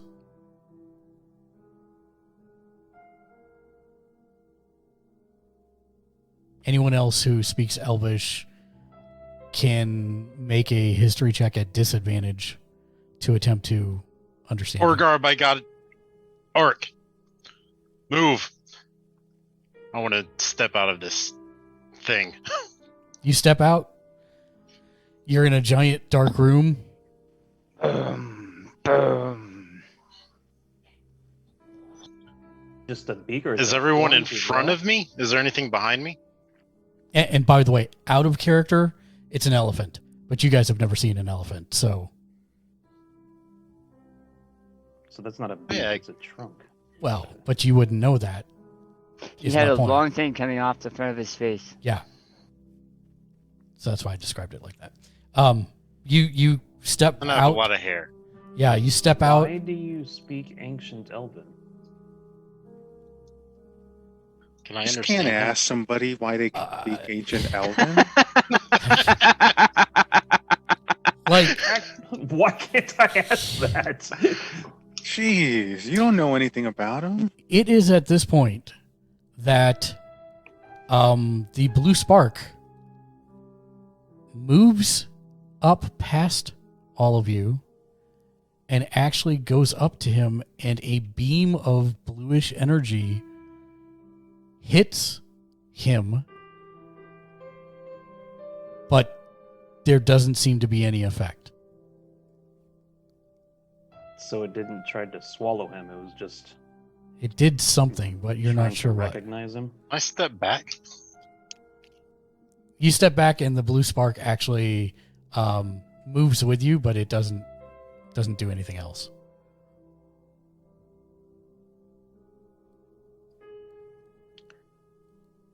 Do you understand the common tongue? You do now. You I understood that perfectly, Orwin. Yes. But you have no idea what this language is, but you understand it, and you can seem to speak it. This is wrong. This is, you're not supposed to be here. This isn't wrong. This is Well, meet the lust. I feel like we are supposed to be here, but why were you entombed? And what is here? Are we going to get existential on this? We have Not time. existential. We have like 2 are you? hours. Last I remember, I was in an arena and I was hurt. I was placed in here to heal. That was 2 days ago. Can I What take a- like a what arena wild was guess based? Oh yeah, that's probably better idea actually. My bad. What arena? Sorry, Yeah, what arena was it? there's only one arena here. If you take a sharp look around, there's not an arena anywhere.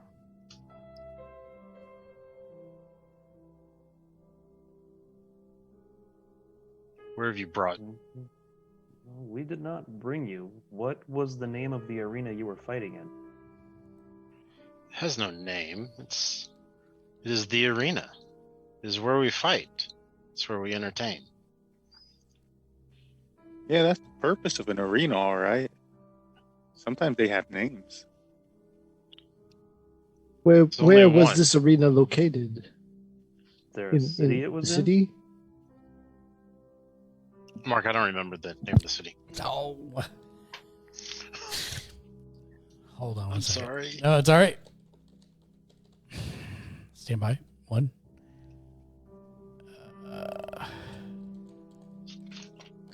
It's this one.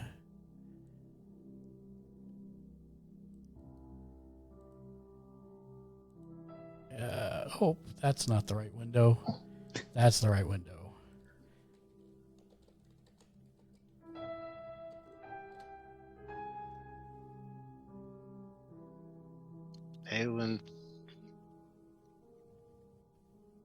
Elenthaladar.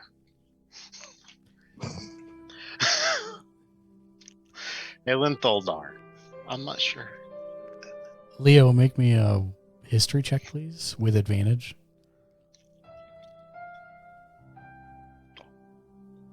No, still getting roll 20. How do I make the check with advantage? So on your character sheet, where at the top center, there See it. is. Got it. Yep. Done. Perfect. That's all right.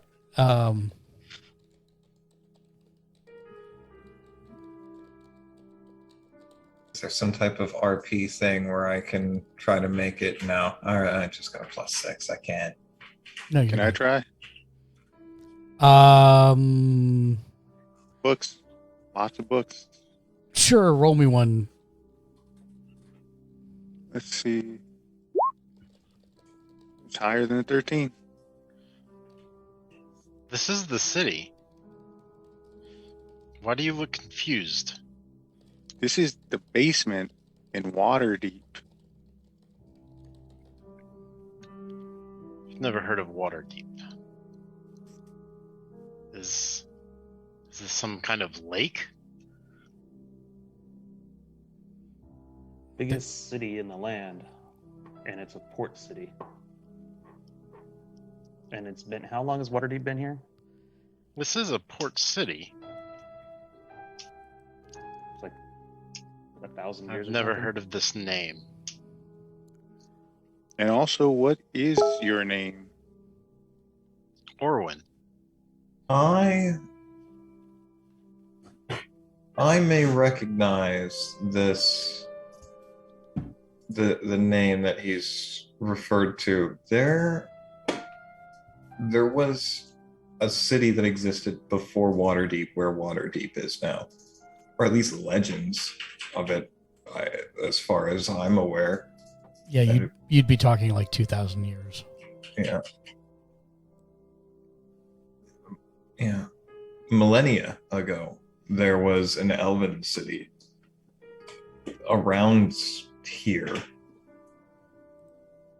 And the rumor, or I guess history as best as it's well known, is that Waterdeep is actually founded on an ancient elven settlement that was once in this area.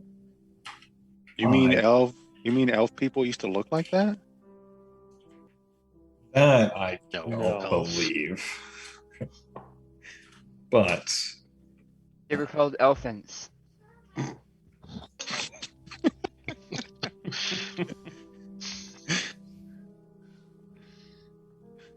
There was something about that in Volo's book that he gave us. Something about there being an ancient elvish civilization here before. And no one really knows what happened to it exactly. But for those that read that paragraph, Waterdeep was supposedly founded on its bones.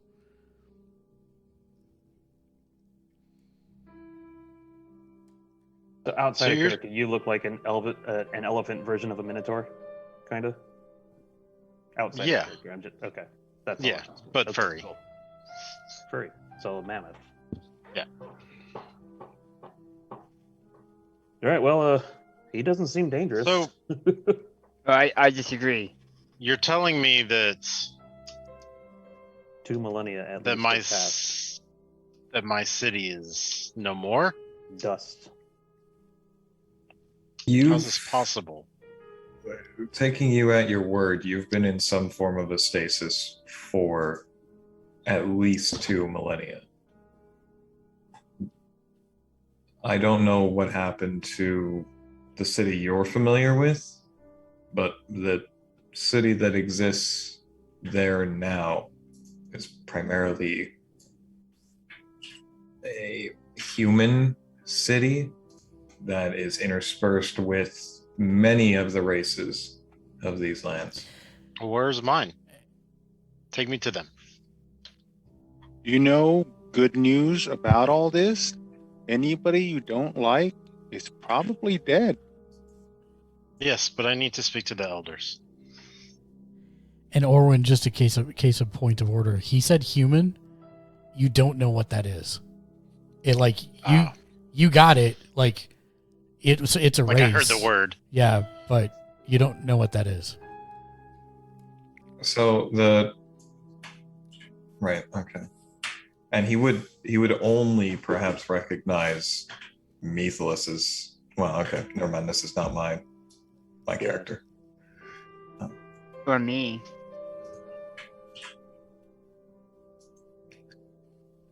Your people, how many do they number, and what kind of society are you from?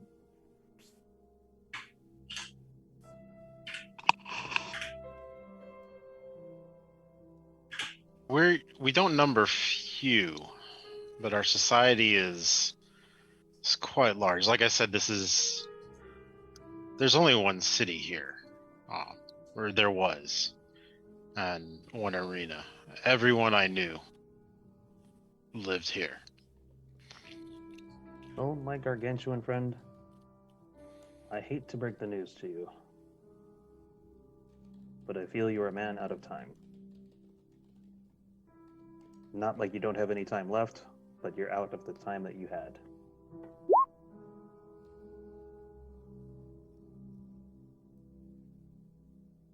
We may want to get out from underground because we are very deep right now. We're underground? Very long way. underground. Yeah. Yeah. Let's go. I'll follow I don't know you. about you, but I'm not a dwarf. I don't enjoy being this deep underground. By the way, Brand, the power you initially sensed, you are not reading it any longer. Is it coming? Can I assume it came from Morrowind, and the moment he was released, the power was diluted, or what would be like a good assumption my character would make here? I think a good analogy might be that you were using a metal detector, and instead of finding the bar of silver, you found a potentially unrelated battery. Yep. That had lots of metal in it. I'm looking for metal, and I found a very big elephant gladiator. That's right. Yeah, you found a different energy source than what you were expecting. This is true. All right. Yes. I say we go back to the manor. So you I'll follow you. You make your way up without any problems. Well, other than the fact that Orwin, the steps are very small and close together for you, but you are able to figure it out and make your way up. Eventually, after about 30 minutes of climbing, everybody's gotten their cardio in for the day. You manage to reemerge from the subterranean opening, and as stuck in a basement forever. and as you as the last person comes out of the hole and moves away, it actually recloses up back into the rune again. Nobody left anything behind. Is this passage supposed to close? That's how we found it. Closed? Yes. Do you recognize this seal? Have you ever seen anything of this nature? Have I? Yes, that is a rune used to hide something of importance. It translates to Venom, but there's an old saying for that if you want to hide something well, find a Yanti. Okay. So do I know what Yanti are? Yes. Okay. So you recognize Zekuhsu and Mythalus, who is obviously an elf. Right. The rest of these creatures, you have never seen any of them. Okay. So, were there a lot of races in my time? No, not so many. Okay. You had like probably not 4 or more 5. not more than 6, yeah. Yeah. And it was mostly elves, your kind, Yanti. Trying to think who else would have been elders at the time. Dwarves, but you don't see any of those here. All right. And that would have been about it for the majority of them. Okay. Is there a gladiatorial arena in Waterdeep? There is not. Closest is that place over at the yawning portal where you go through that hole and Go into a fight yawning all the portal. random things. That's like the closest, probably. But we know what a gladiatorial arena is, right? There's Yeah, and most civilized places would not have one.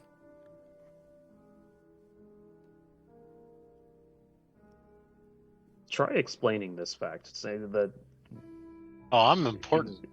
This thing hides importance.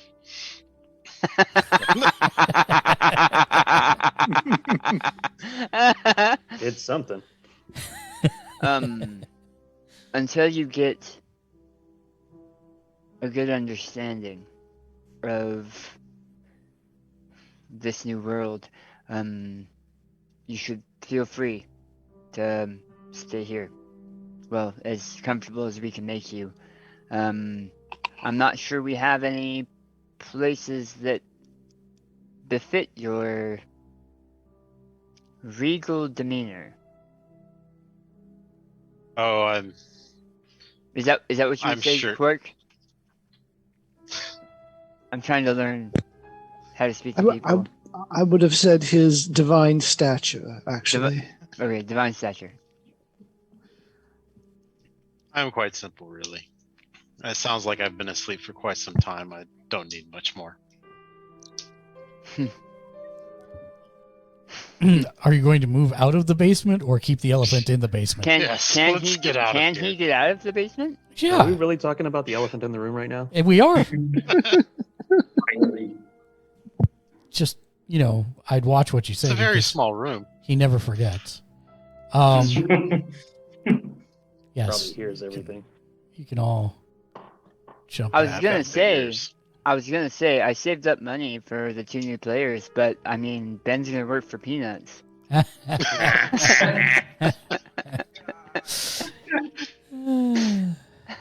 I'm assuming he's wearing ancient armor. It is ancient, but it looks like it's in good excellent repair. condition. Well, I didn't say it wasn't serviceable. Yeah, Just an no. ancient style. No, above serviceable. I would say that this is like a very, very nice set of armor. But yes, ancient. The style is old, but the craftsmanship is impeccable. This is important. I would assume so if people are trying to beat you to death. It only looks that way. I'm good at getting out of the way. My armor doesn't take much damage, or at least it didn't. And now that everyone is back up into the tavern, I think that's where we're going to go ahead and take our 20-minute break. So we will see everybody back after the break, and we will pick up from there.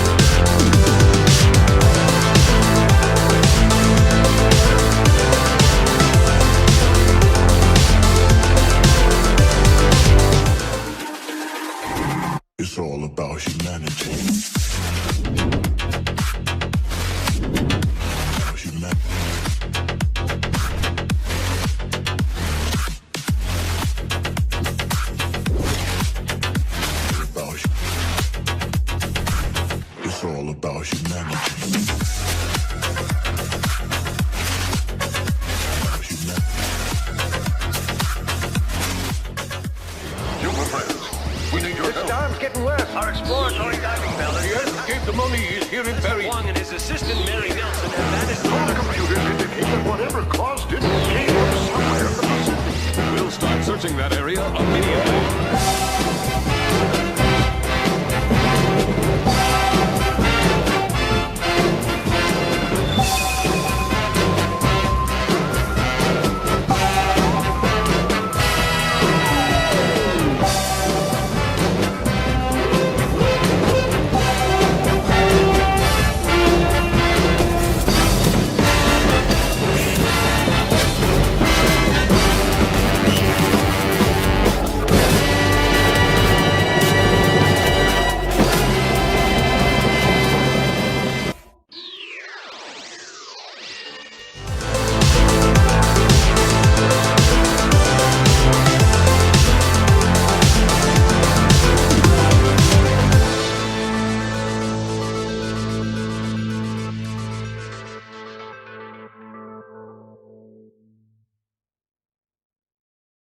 Did you know that you can subscribe to the channel for free if you have Amazon Prime?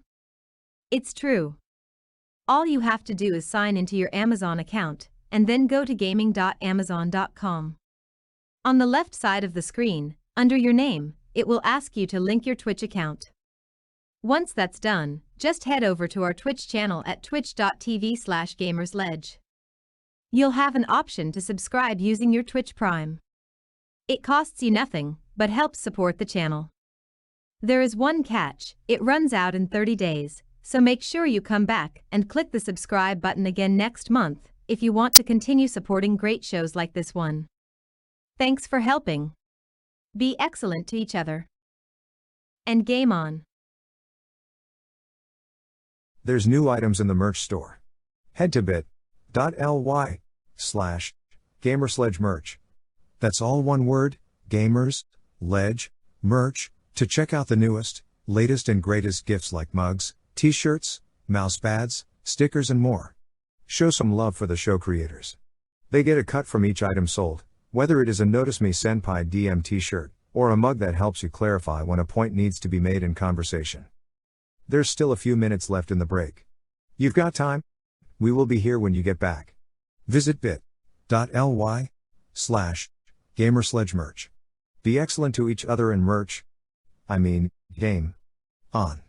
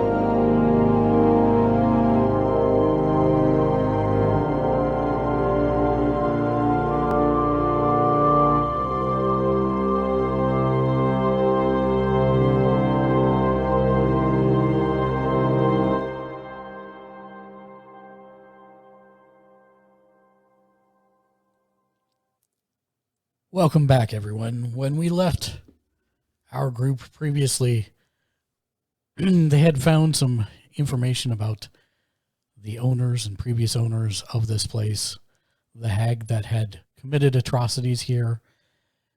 They had met a cleric who had come to help them cleanse the Troll Skull Manor, and they found a rune underneath that looked much older than the foundation of the building, which led them into a chamber where they found a Luxodon, a race of people that haven't existed for thousands of years in this place. Are there other Luxodons now?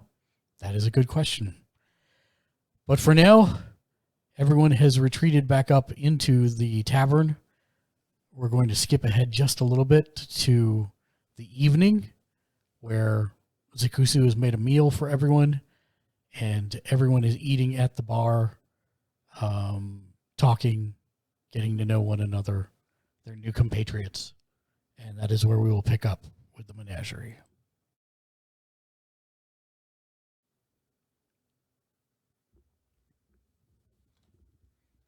Zek is going to start handing out tankards of some of the ale he was able to bring back. It's not great, but it's what they have. And we'll hand it out with the fairly modest stew that has been simmering all day in the back kitchen. Much appreciated. Absolutely. So, what brings everyone together? We had all heard of a fruit that grew in a small town east of here, east and south, that could heal or repair. And several of us either had loved ones that needed that fruit or had other missions for it, wanted to research it. And us searching for that fruit and the calamity that followed is what kind of grouped us together, at least bringing us so far as here. And why so deep into the earth?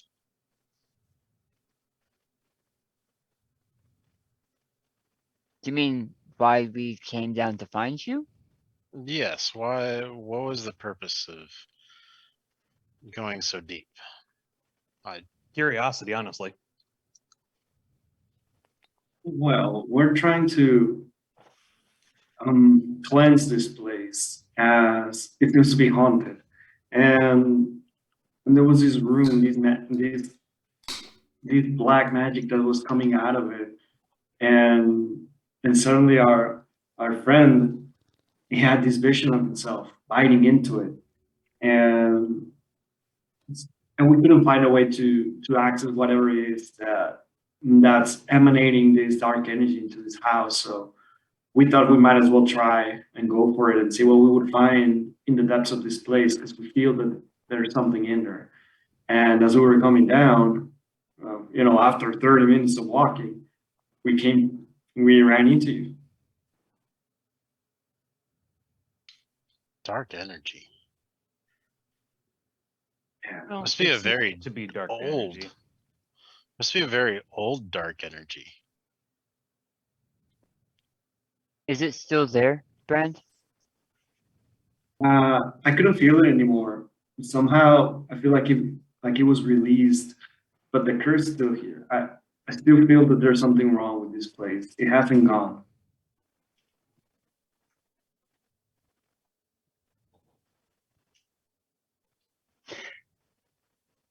So I have a story that I haven't really told since the circus, and even then it wasn't the full story.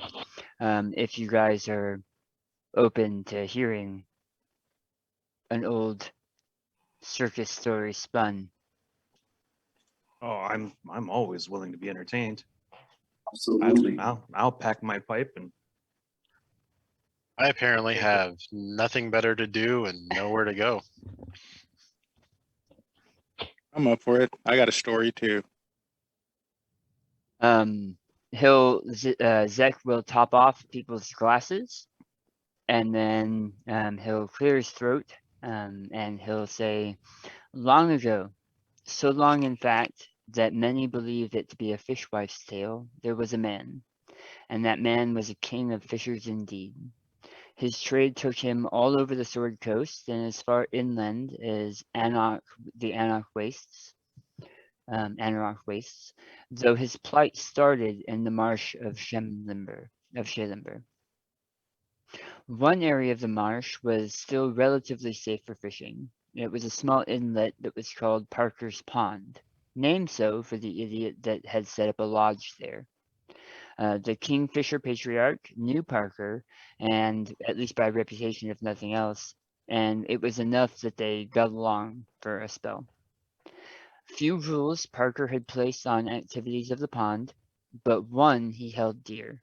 If anyone caught the rainbow sturgeon that fed upon the depths, they needed to release it as soon as possible. The grand old Kingfisher saw that as a challenge.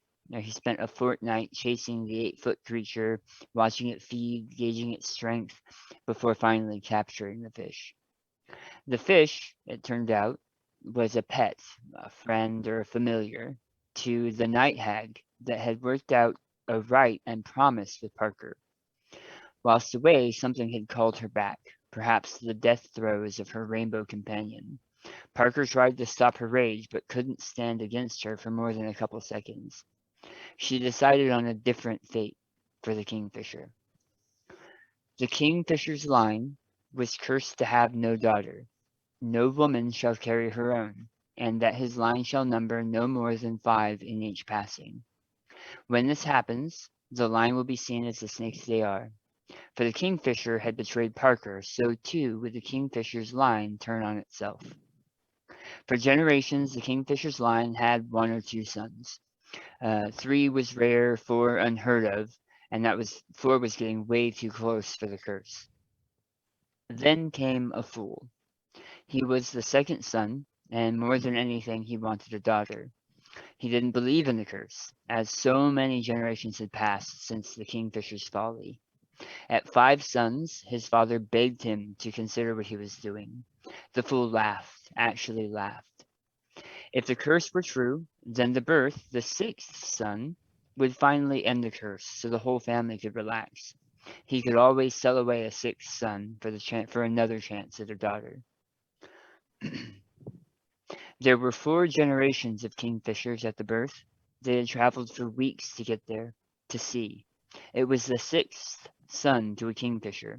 It was to be the curse's dagger in the night.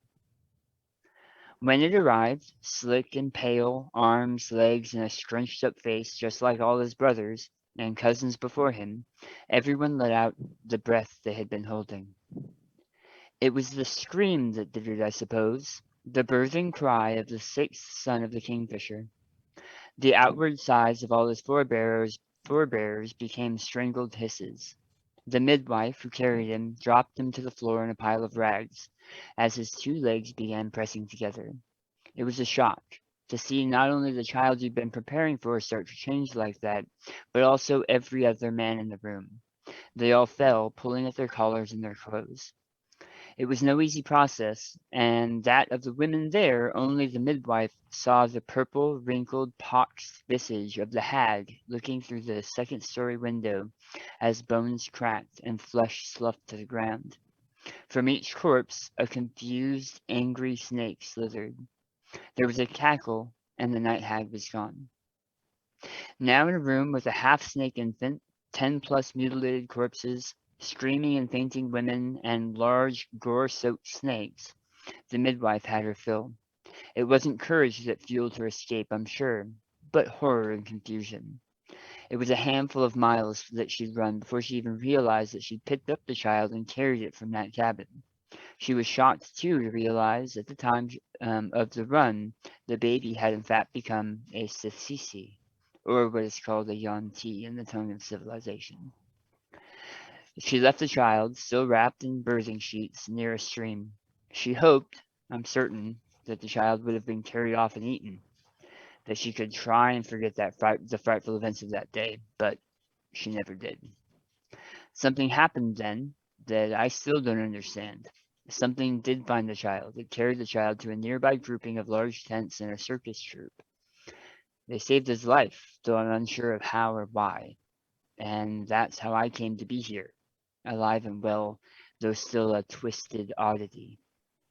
Zekuhsu, my stage persona, is a false name. It means mouse in some ancient tongue or another. I'm the sixth son of the line of Kingfishers. I was originally born William Aether Kingfisher. The midwife, up until the point I left the circus, still visited me when I'm nearby or when she feels the need to check in. She's long since apologized for leaving me alone, but I've long since forgiven her. How could I not? It led me to where I am now. But she's the person that had eaten from the poisoned fruit that I needed to find that fruit to save. So it is no surprise to me, Brand, that you picked up on some kind of curse that tied to me. Ozma, I finally found her name. The name of the hag that cursed me is the same, I believe, the same hag that died here. I had hoped, fleetingly, that she was still alive somewhere, and that her death might mean this curse was over for me. But that appears not to be the case, now that we have proof of her execution. And as you reflect upon that story, Daniel, and the memories, half things you've concocted over time, you're kind of trapped in your head as you finish the words, and there's a silence that kind of hangs over everyone in the group. But as you kind of think back and see it in your head, suddenly your dreams become your memories become a watery nightmare. And the world itself darkens as you plunge through the waves, the sun growing distant, and the sea swallows you. Down and down you go, drowning until death's embrace, and your eyes fling open, spiriting you from one nightmare to another. No one can tell, but you feel hands around your throat right now. There's no weight on you, but your lungs are beginning to bloom with pain, and in your ear you hear a whisper, "Closing time." And I'd like everyone to roll for initiative. For the new folks, remember to click on your little token first before rolling initiative. Yes, so click on your token on the map and then click initiative on your character sheet. I finished my whiskey or beer at least? I don't think I have rolled an initiative over 10 this entire game. Now with that attitude, no. Yep. Well, hey, we've got a new low. Brand beat me. Yoo-hoo, yeah. Pretty bad, Mr. Robot. I'm actually going to be really bad, DM. I have to do something here before I can actually start the initiative. So maybe 1 second. I thought I had him on here, but I didn't. Sidebar. Zach, that story was pretty awesome. Kudos, man. Thank you. And I'm sorry I didn't give you lots of RP time, but I need to get this one in. We can RP afterwards. Where is... Seriously, where's my map? Hold on.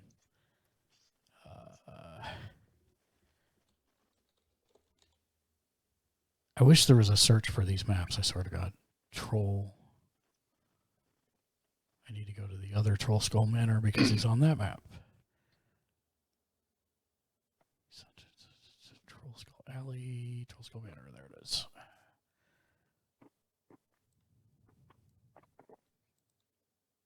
It's Mert's large form. I told you we couldn't trust him.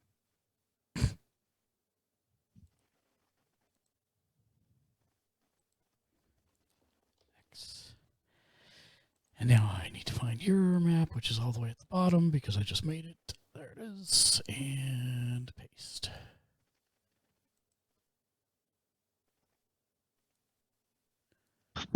Really?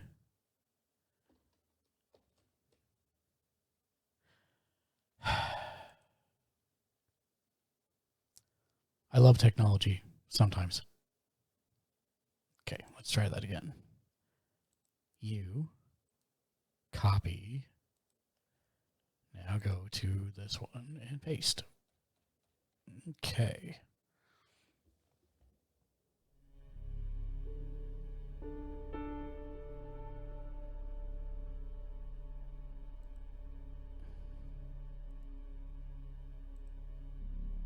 There we go.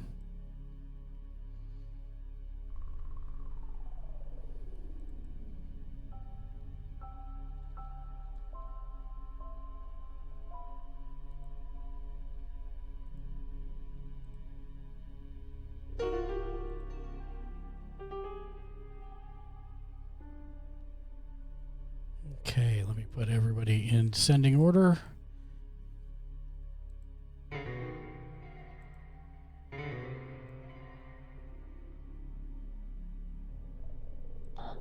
It just disappeared from my map. What disappeared from your map? The initiative tracker. Oh, I probably... We don't need to know. You can tell us who goes next. That's fine. I'm just letting you know. Oh, no. There it is. Okay. Okay.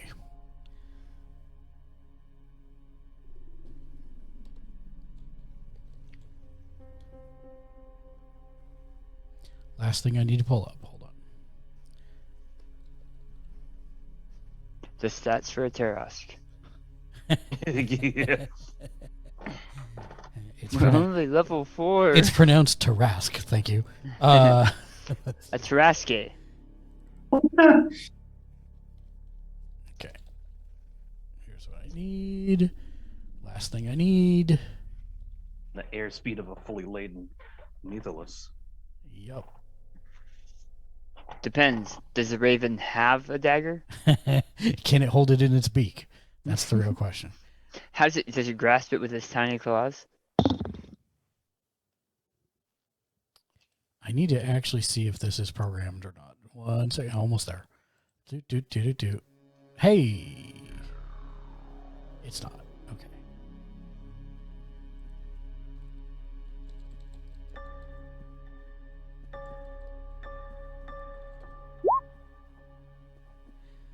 A 20 does hit you. It does.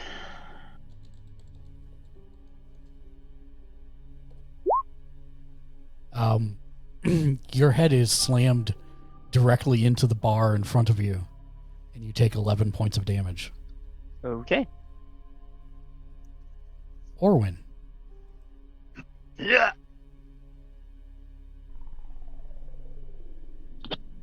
Okay.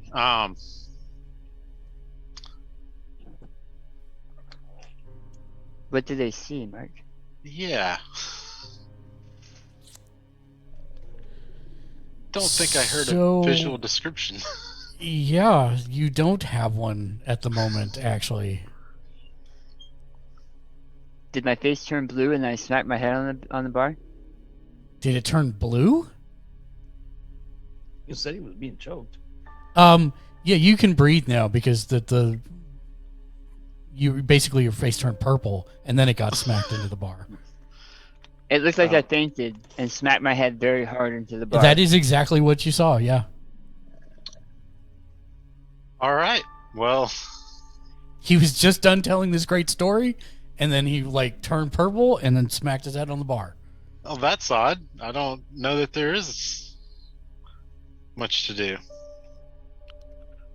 Was he drunk? Not usually. I mean, talk about a way to punctuate the end of a story. Yeah, no kidding.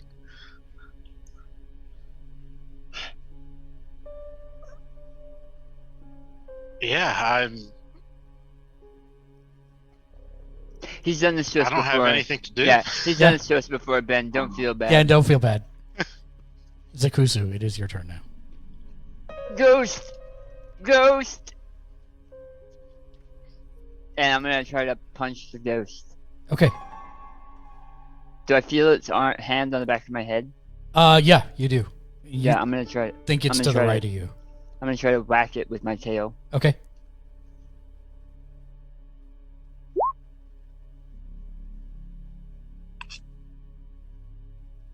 Okay, good to know. Am I just punching air? That's what it seems like. Just give me 1 second.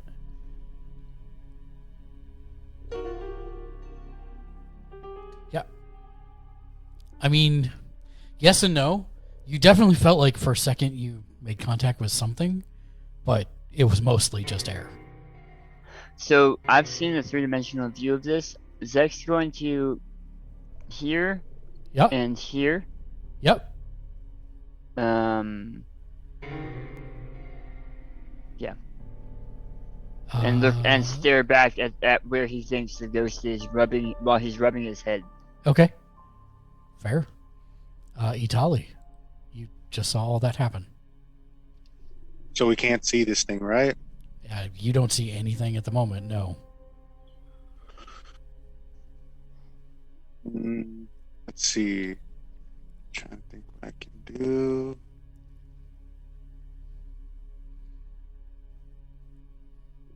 I was really hoping Autumn would be here because she has something to help with this. Mm-hmm. Moonbeam. I am going to cast Liar's Gift on myself. Okay. And I'm going to shout to the air, mostly towards the ghost, and try to deceive it into showing itself. And how do you do that, pray tell? I'm going to yell at it that if it doesn't show itself, it's mom's a hoe. Throw the text of that one in the, hit the little speech bubble next to the spell. Yeah, okay.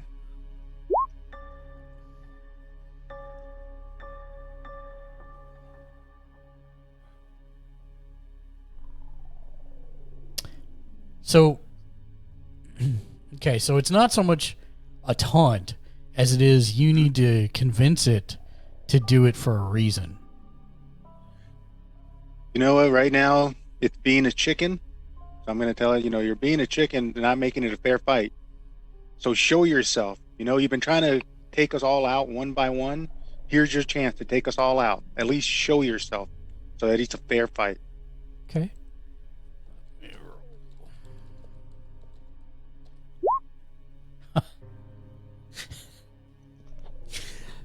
Damn it, JR. And in front of Zekuhsu on that side of the bar, you see a specter materialize. It has dark purple wispy energy, and it looks very angry. Its jaw is actually unhinged, and as it turns visible, it screams, "Be gone from here!" In what language? Common. And does it appear to be any specific race or gender? It's almost impossible to make out. It's slightly fluidic and undulating. What you can see in the token is about what you can make out. I mean, other than it's humanoid. All right. Okay, so it just yells out, "Be gone from here"? Yes. Well, I'm going to yell back, "Why do you want us gone from here? All we're trying to do is fix this place up so it can be the best tavern it can be. Why do you want us gone from here?"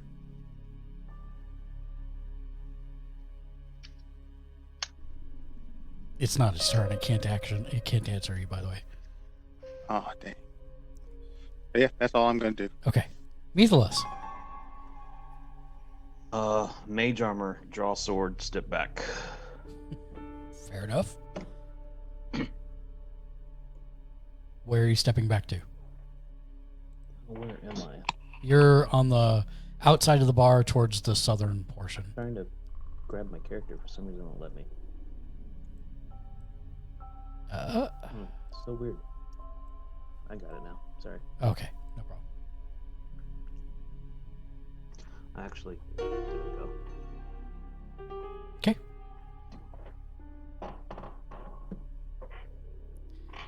Leo. I am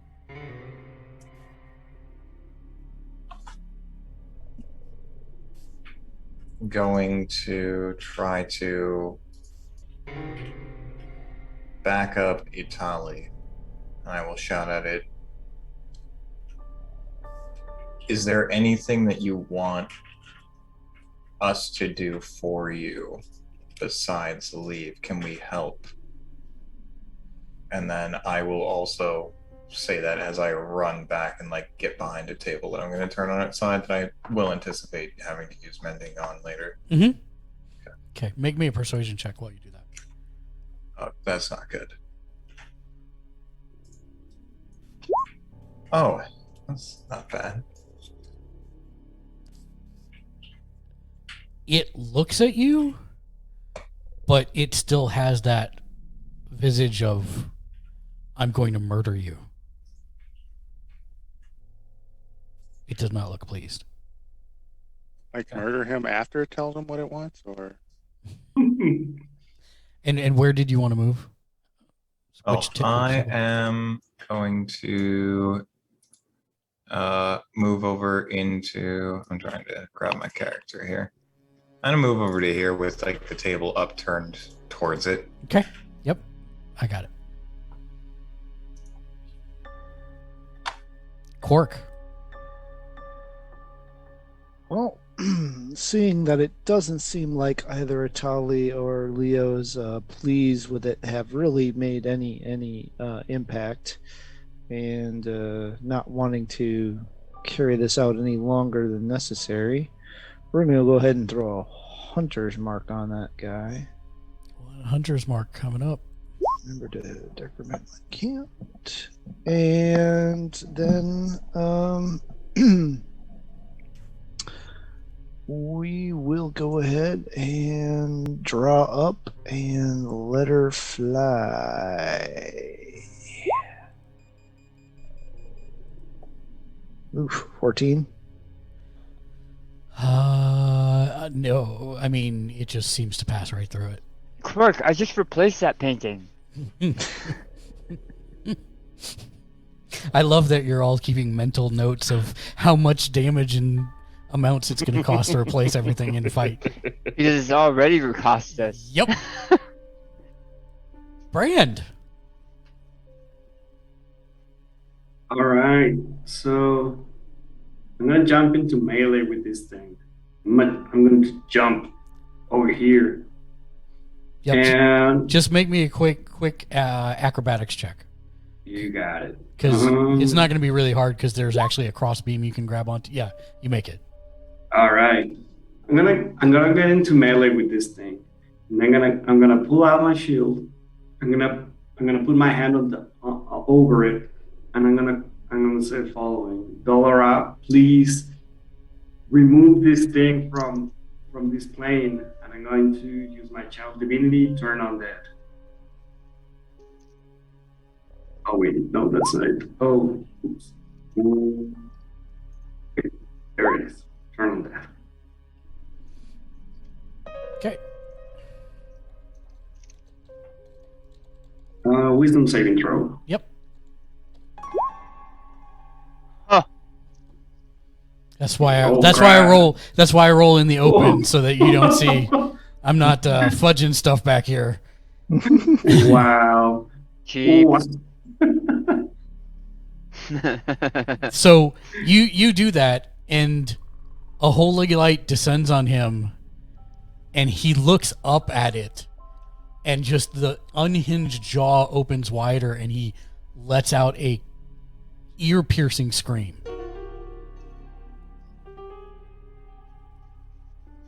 Crap. Oh. Uh-oh. It's never good when the cleric says, "Uh-oh." No. Everybody, hit the door. Any other actions? No, that's it. All right. It's go.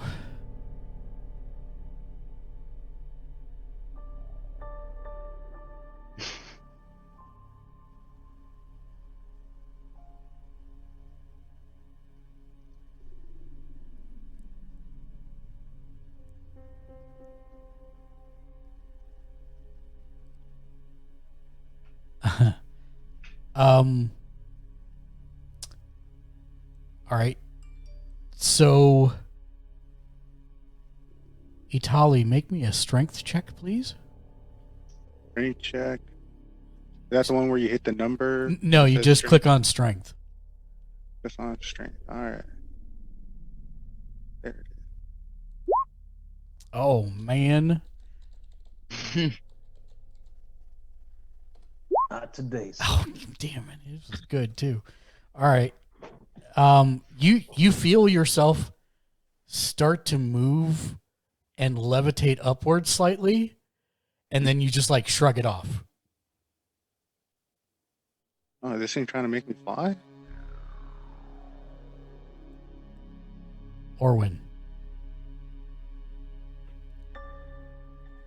All right. Well, I'm gonna pull out my shield and I want to move back, and I want to try to pull Zeku with me.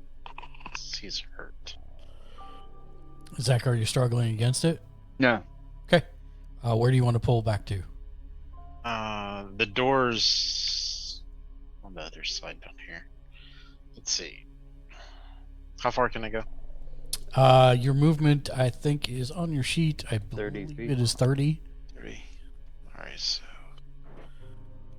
if I'm pulling someone, what is that? Did they just come with me? Yeah, he's just going to come with you. It's fine. He's not resisting. Mm-mm. Stop resisting. And he slithers on his belly like a reptile anyway, so it's fine.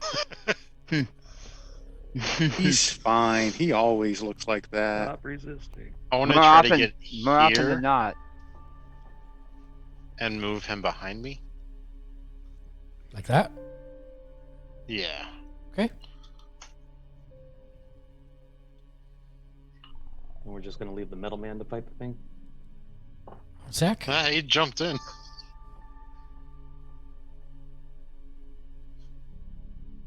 He's also not hurt.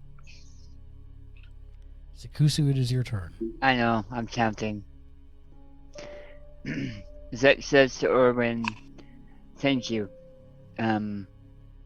We just met and I wouldn't want you hurt." 5, 10, 15, 20, 25, 30? That's about 40 right there. 5, 10, 15, 20. You can make it if you make an acrobatics check easily. I have a speed of 45. Oh, well then you made it no problem Yeah. anyways. And I am going to punch. Okay. Stand by one.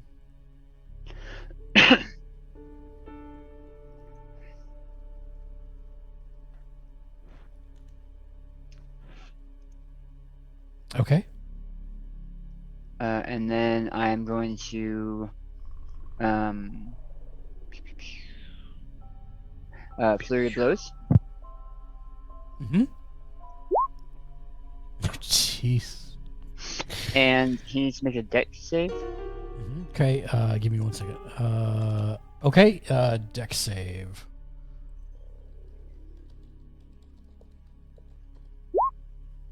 Stand by one. What's the DC?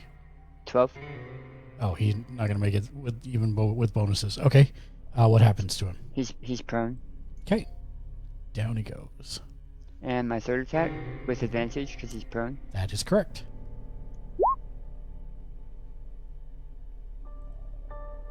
Wow. Dice are in your favor today. No joke. So, like, you think you're hitting him, and you feel like you are hitting him. I mean, obviously, he fell down when you punched him.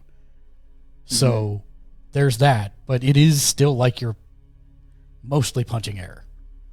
But you do seem to be doing something to him. His energy flow is a little more erratic. Mm-hmm. And small, tiny wisps. Mm-hmm. Yep. No, that's me. Okay. Itali. I am going to use my one turn here to, let's see, I was just looking at it. Like, just out of curiosity, like, does radiant damage deal damage, extra damage to undead stuff? Like, this ghost is considered undead, right? Yes. And different undead have different immunities, resistances, things that they take more damage from, etc. It's worth a shot. I will go ahead and do my Sailor Moon transformation into the Radiant Soul. Okay. So explain to everyone what happens when you do that. That's the first time we're seeing this. Pretty much what happens is my eyes start to fucking, like, my whole body starts to unleash like divine energy, it says here, and my eyes start to glimmer, and 2 luminous incorporeal wings sprout from my back. And we're talking like 7.5-foot wingspan from end to end. They're Pretty massive. much. They're massive.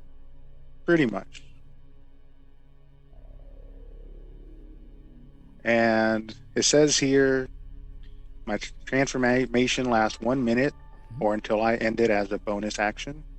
During it, I have a flying speed of 30 feet, and once on each of my turns, I can deal extra radiant damage to one target when I deal damage to it with an attack or a spell.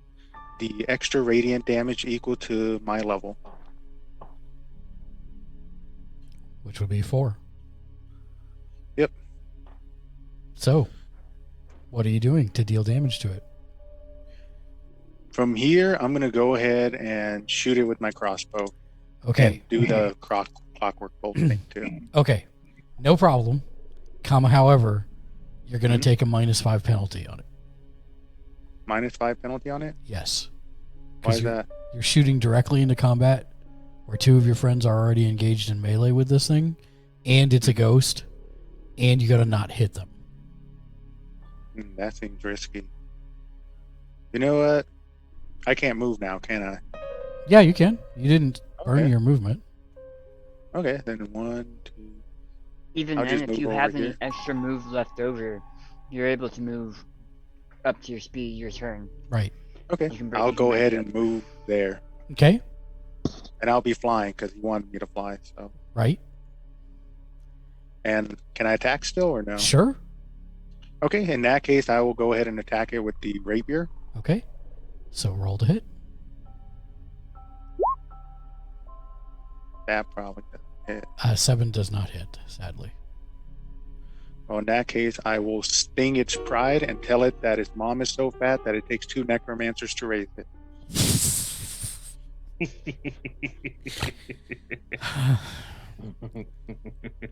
Meathless. I heard it one way or another. I will move my 30. By the way, point of order. Go ahead and move back just in case this changes your roll. As Meathless or as Itali attacked it, he missed, and it literally goes, "Wait a minute, I'm a ghost. What am I doing?" and stands back up. No, that's fine. Stand up, lay down. That's fine. I just in case it made a difference. It has an auto stand up? No, it's immune to prone. So. Oh, it is? Yeah. Oh. I missed that part when you tripped it. Well, it doesn't matter. Anyways, 27 hits. yeah, the 27 hits. So that's for that much. Plus, hold on. Oh yeah, thanks.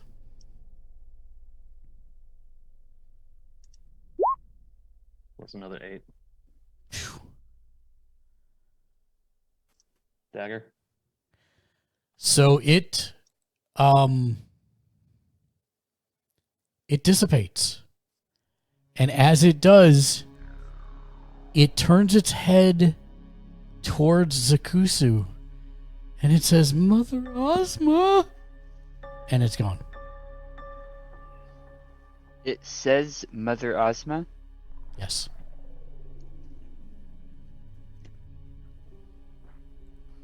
Do I feel like it went invisible and slipped away? No. Okay. I look over at Itali. That's awesome. Thank you. Thank you. You should definitely use that in your storytelling. From time to time, I just don't want to make Quark insecure about his wing size. That's all.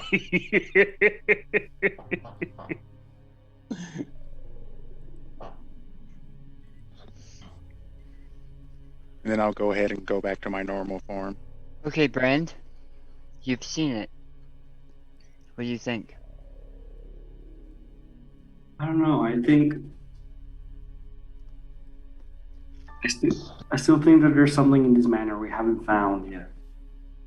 Sort of like an object of power or something that's keeping whatever it is, this soul, to be haunting this place.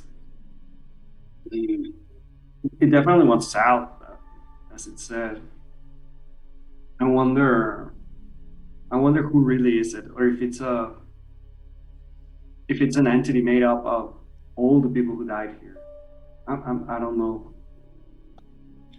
Well, maybe we got to find like a secret doorway or something. I mean, we found a gladiator in the secret doorway. Maybe we'll find its soul in the secret doorway. Hey, Yeah. Mark. Mm-hmm. Have we not gone over any of the spaces in this house?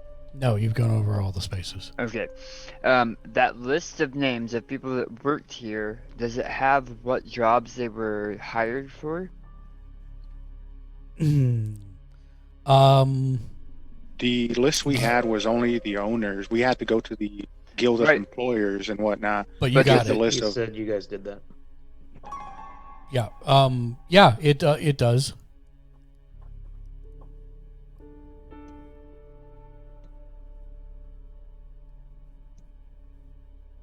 It whispered closing time to me.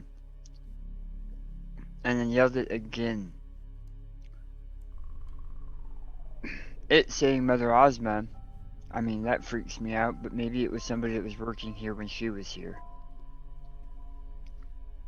Did she have Except staff? it wasn't. Yeah, it wasn't a bar when she was here. It wasn't a tavern. It was an orphanage.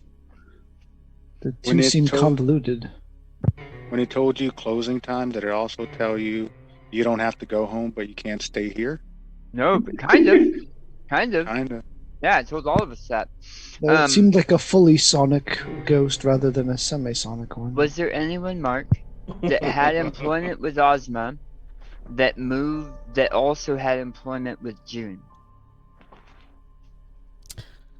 Make me a perception check. Because maybe this time you'll not be looking at every other thing as you're walking. Yep, you totally see it.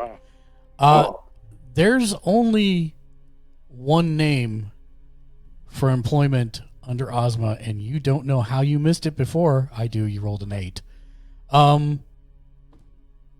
There is a name of a assistant caretaker, and the name is ASOS.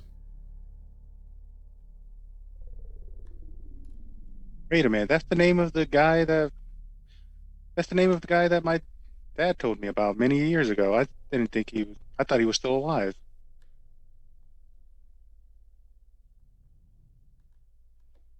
Dun, dun, dun, the plot thickens. He's dead.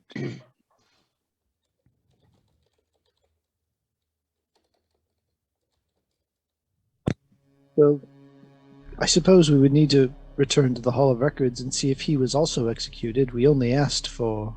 Well, I mean, that one. should be attached to this, right? I would have thought, but Good an R.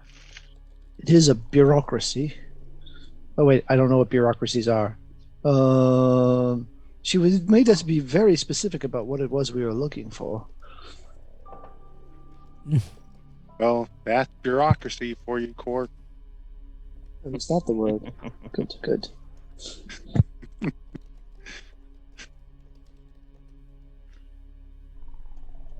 Otherwise, we could connect with our Hopper friends and use that as a method of finding out if this individual is known. That, or we could seek out Volo, who seems to know quite a bit. If only Atali had tipped the small children that come here so we could send them off for messages of our own rather than having to do it all by ourselves. He never said he could send messages back. If he'd said something like that, I would have opened the door for him.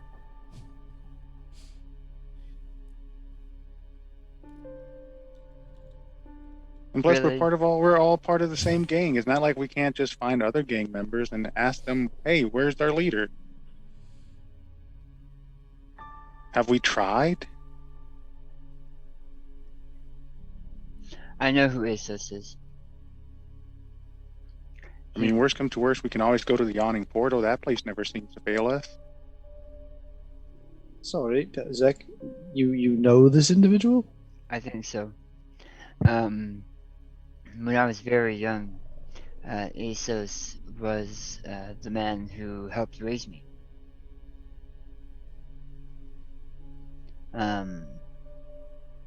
He ever tried to feed you to a hag?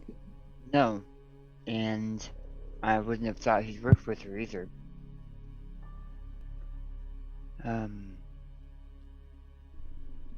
You were raised by a pirate? No, circus troupe. I thought they died. He and Serafina. I can't think for the life of me why they would be here. Or within that time frame.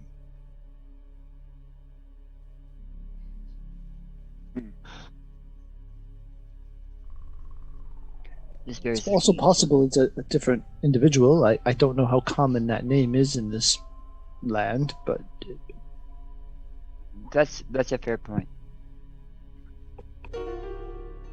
But of all of the names to choose from, the gods surely would have chosen a different name.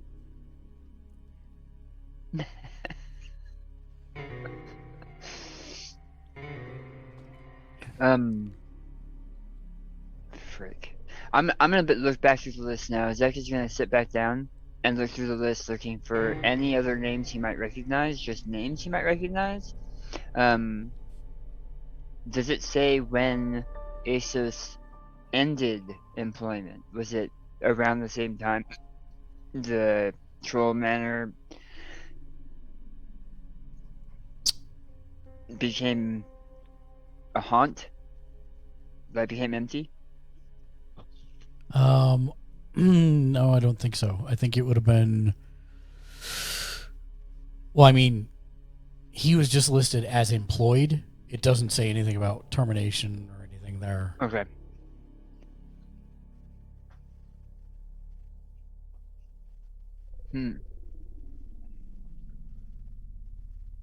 And thinking back,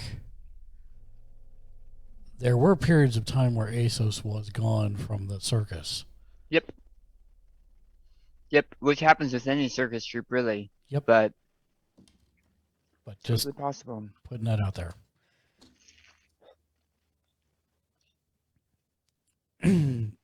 Well, in the times I've heard of the name Asos, has it ever mentioned them being in a circus? No, you distinctly remember pirate for some reason. Okay. Yeah, that's the name I kept looking at earlier. I remember it being a pirate. Really? Yeah. You were raised by pirates.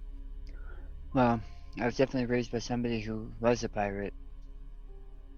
Yeah, when he was out getting milk, he was doing pirate stuff for months. Well, I mean, he wasn't my actual father. He was just the person who put me on this path of self-meditation and self-defense. Okay. Man, what a small world, I guess. And when you say pirate, do you mean literal ship out raiding ships pirate, or just someone who was more of a, shall we say, highwayman? You know what pirates are, but you don't know what bureaucrats are? Everyone knows what pirates are. They're essentially the same thing. I don't have a fixed government in my homeland. You can't judge. He's a bird person. He's from an aristocracy. Oh, I am the law. Aristocracy. I like it. I like it. That would be card worthy, except I think he has one already. No, he doesn't. Oh, you know what? Actually, I've been meaning to do that for a little while. Thank you for reminding me. Zach can have one. And, well, no, except I missed you. Rushmont gets one. And that one goes away. Delete. Zach gets one. Neo already has one. Zach. Methless as well. There. And actually, sorry, everybody gets one. There we go. You get a card. And my you first get a card. inspiration That's right. card. Because you might need it. Yeah. Fran, you're really enjoying this conversation. You've not seen interesting conversation like this in a while. Yeah, I'm just clueless. Yeah, so actually actions. Well, do we want to cast out our inquiry to multiple endpoints, or shall we focus on one at a time? We can do multiple. Leonardo and Nicholas. You met some of the neighbors, correct? I think Leo made a bigger impression than I did, but Yes, a number of them.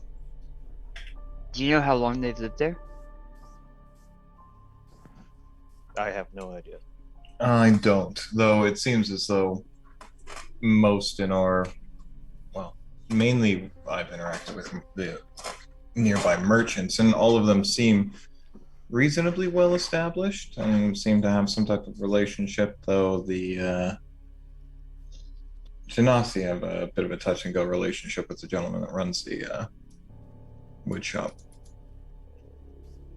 When you guys discussed getting furniture to bring in here, did they balk or say anything like, we are not going to deliver it past that doorway? No, No, they the had zero Genasi issue. came in and nobody's ever explicitly objected to our presence here or the inability to access our abode. The only person who ever seemed scared to be in here was that kid with the wand. But he was Like, also a kid who was coming in here on his own. This is supposed to be a haunted place, but it would seem like we're the ones that are haunted. Yeah. I mean, for lack of better phrasing. Well, nobody's actually stayed here for any amount of time, it would seem. For many, many years. We could have just brought about the ghost's ire.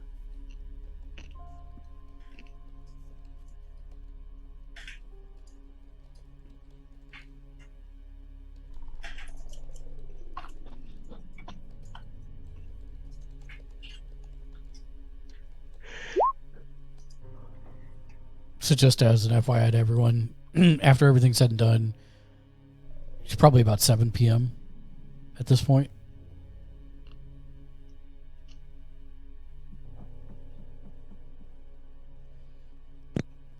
Well, I guess that brings up the question of if we feel comfortable staying here tonight, having defeated at least one of the spirits here, or if we need to seek shelter elsewhere. We've been spending every night here so far. Now there's one less ghost. I'd say, although I haven't been flung out a window yet, so. Yes. That is more my concern. Is someone getting critically injured? I feel Yeah, like we can if we sleep here.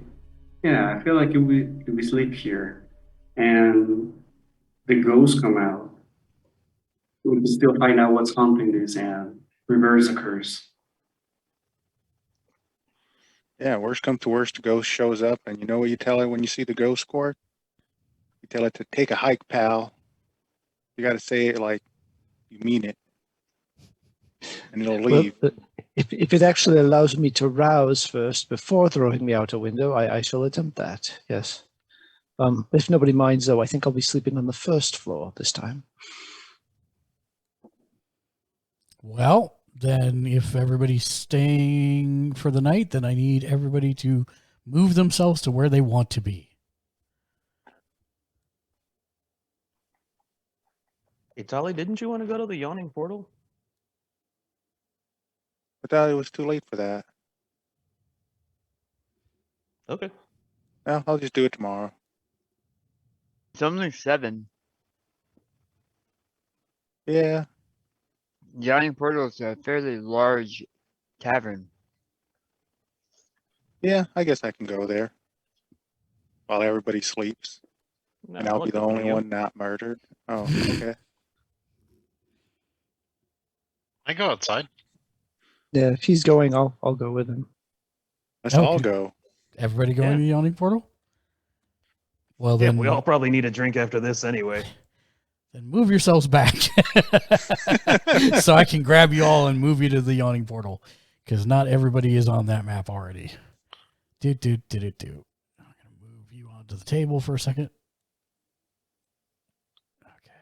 Leo, are you coming? Yes. You don't want to be the only one left in the manor. It's a fun time. My idea was that I was actually going to head up to the library to study the tome that we were talking about before. Yeah. You know what? I am gonna hang in for that purpose. Here. And Zek will stay too. Oh, all right then. Because nobody's going to stay in the house by themselves, and Zek has some meditating to do.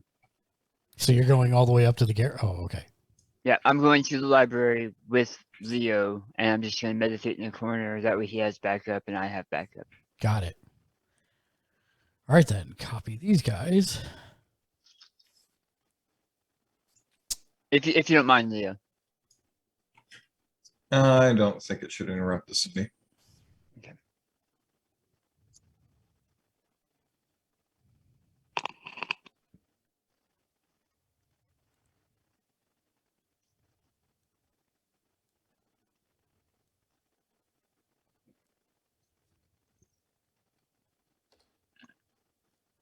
Uh-oh. I need to grab a torch, or this is not going to work. That's back on that one. I did have a torch here. Where's my torch? There it is. Torch. Copy.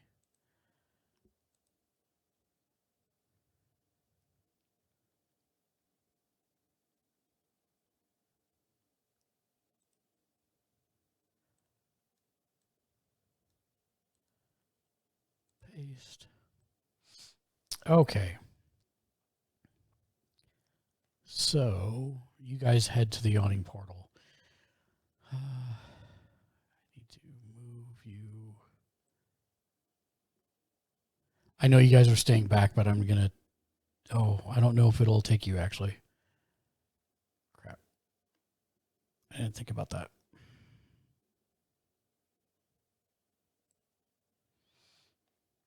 You probably have black screens.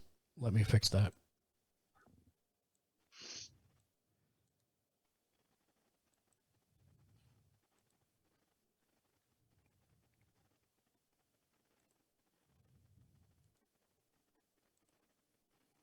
There we go. Now you don't have black screens. All right. Give me 1 second and I will be ready for this.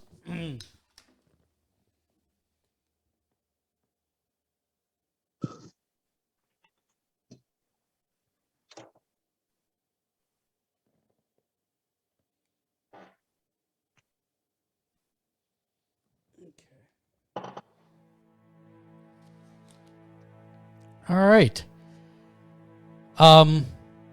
As you approach the yawning portal from the outside, for those of you that have not been here, it is a very large 3-story tavern built of stone and mortar. And as you enter, you find that the place is insanely packed with people of every type you can imagine. In your case, Orwin, most of the people that are in here, you've never seen anything like them before. And of course, none like me, right? None like you. And there's a bar at the entrance where you come in. There's barkeeps, and in the center of the organization the establishment seems to be a giant well, and people are being lowered on a line down into the darkness of the well. And people are cheering and betting on the people that are being lowered into the well. Do the people being lowered in look strong or fresh? Mixture of both. They're not cheering, right? Who's not cheering? The people being lowered in. It's voluntary. No, it's voluntary. How long you can last. Okay. Yeah. I'm going to try to lay a bet on how long they're going to last. Very good. How much are you betting and at what time? They look like a mixture. Does the whole party have to come back up, or does just one person have to come up to win the bet? Or to lose the bet for? Well, that's something you can bet on as well. Perfect. The fresh one ain't making it back. Okay. The stronger one might make it back if he makes it back within an hour. So I'm going to bet the fresh one down, and the strong one comes back 45 minutes, and 10 gold on each bet. Okay. And they lower into the pit, into darkness after you've placed your bet. While Mythalus is doing that, what about the rest of you? I'm gonna find the barkeep and ask him if he's seen Volo around, because that's what we're looking Turn here in, for, my right? man. Yep. Durnan says, you're all back. Welcome back to the Yawning Portal. Good to be back. Hard to resist this place. He looks at Brand, and he looks at Orwin, and he says, I see you've managed to find some more friends. Yes, indeed. Yes, My indeed. type of group. I found quite a few. He looks at you, Brand, and he says, I can rightly say I've never seen somebody like you before. And I tell him, I am Fred. Well, that's good to know. Do you drink? Drink. I imbibe. That's what I do. And do you happen to have one of those very dark, very thick ales that only certain people take, if you know what I mean? If you catch my meaning. He looks at you for a moment, and he scratches his chin, and he actually goes off to the left here and ducks through a door. And when he comes back, he has something and pours it into a glass, and it looks like molasses. And he slides it over to you. I happily take a very large gulp out of it. It's oil. I don't know if that's what you were asking for, but that's what he Oh, gave yes. you. All right. Absolutely. I was worried he was asking for blood. Oh. But that's good. That's good. He drinks oil. He doesn't run on blood. That's good. That's good. He says that's That's not what we normally serve around here, but I've got enough in back. If you want some more, let me know. And he looks at you, Orwin, and he says, I have to say, it's been quite a while since I've seen a Luxodon. So you have seen some. How long? About 27 years ago, give or take. Mine's getting a little hazy, but definitely not here. I mean, not here.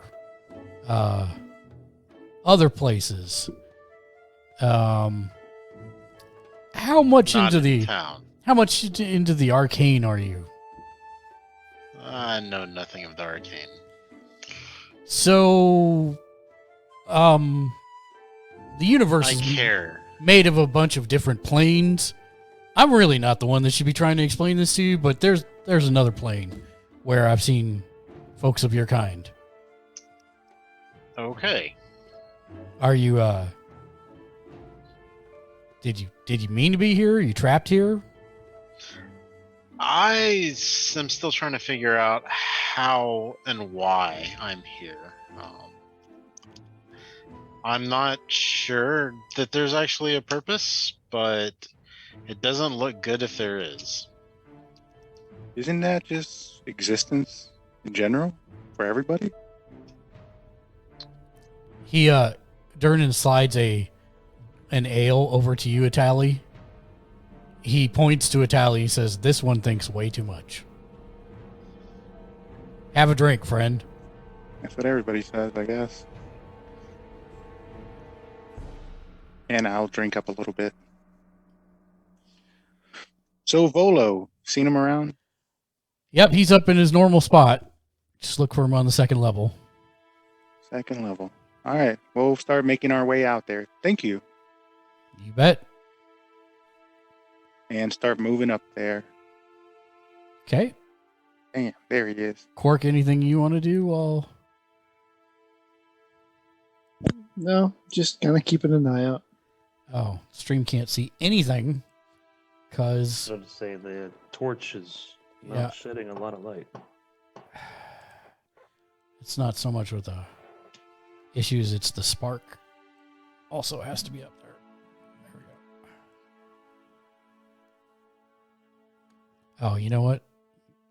That's right. I used to have a special torch for this one. I just got to modify this one. Hold on.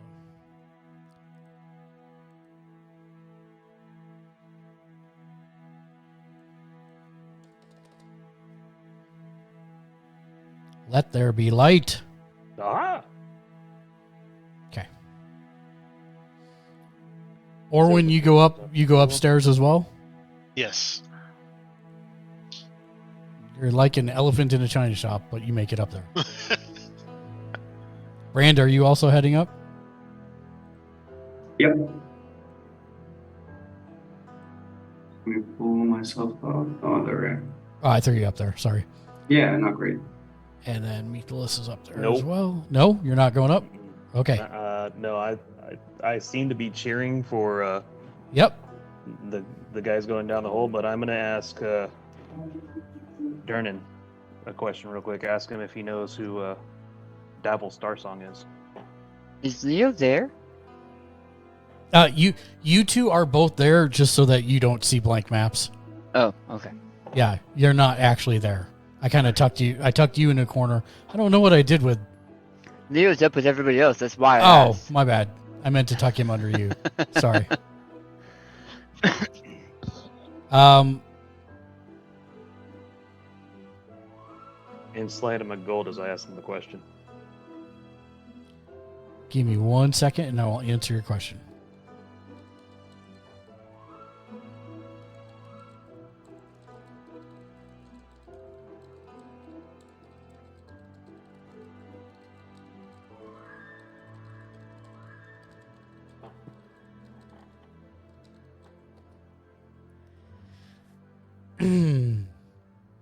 He nods and he says, "Be careful who you roll with." That's all I'm saying. None of my business. And he points you up to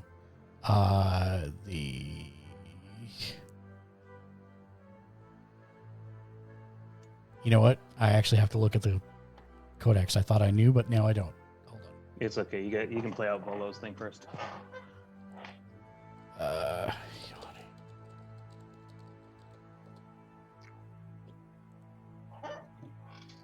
Pretty sure Mythilus is just looking for that rabbit koala over there. That would be a big no, Ben. I figured. Sadly, no. Just go and talk to 85. That's all I have to say. Just go and talk to 85. He'll answer all your questions. Not 74. 74 would answer all the questions. 74 would also.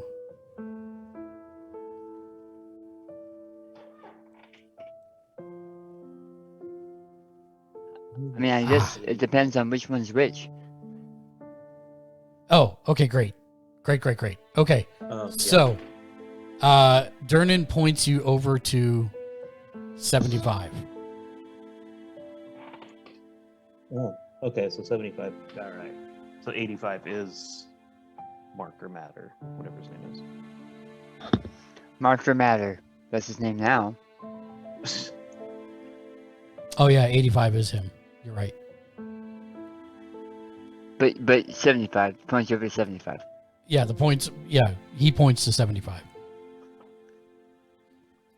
for you, and then Volo is drinking with Renair and Renair's fiance, which is you know Italy. Yeah, I know. Okay, and he says, "My friends, hello. What can I do for you?"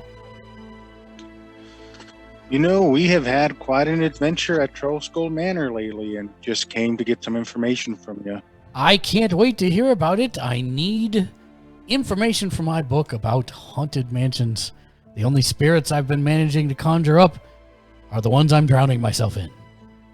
Well, if you're interested, a ghost pooped out this person named Orwin. What? Yeah, we just... What? The ghost just made him appear out of nowhere. Yeah, look at that. Have you ever seen a person like this?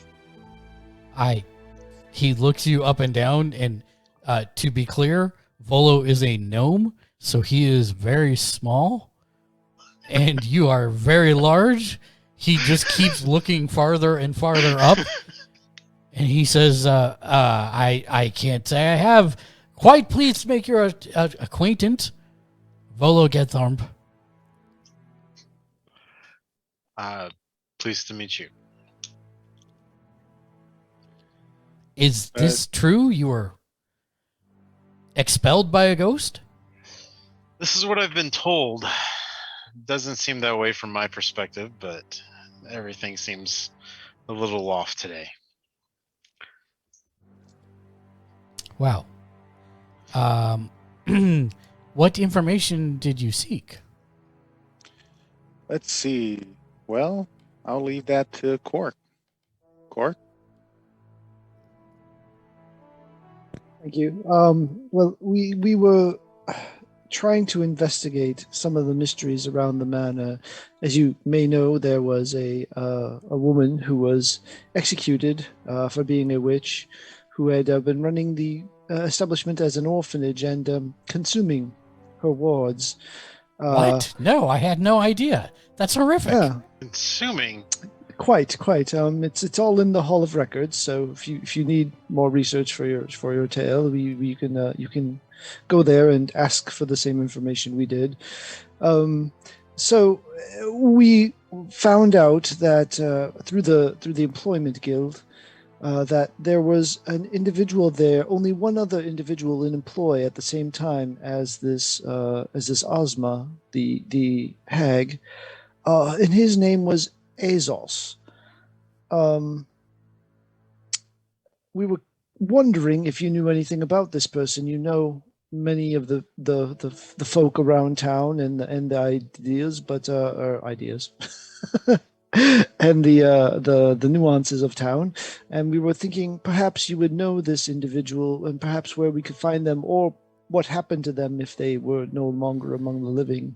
Well, I mean, you thought down the correct logical path. I do know everyone, and I am a font of serious knowledge. However, I have no idea who this ASOS is, and I've never heard of them. I didn't even know the backstory to the manor. A man just offered to sell it to me on pennies on the dollar, which is how I ended up with it in the first place. What man was it? It's whatever's on the list before Volo bought it. Okay. What's Not that name? ASOS. Not ASOS, no. ASOS appears nowhere in that list. In that list. He only appears on the employee list. Yeah, I don't. Gotcha. I'll make you a name. Give me 1 second. I bought it from a man named Grunnen Havenson. All right. If it may help, there may also be some information around this individual in terms of them being a privateer of sorts, perhaps a highwayman, perhaps a circus performer. Any of this start to put together a picture? I mean, pirates.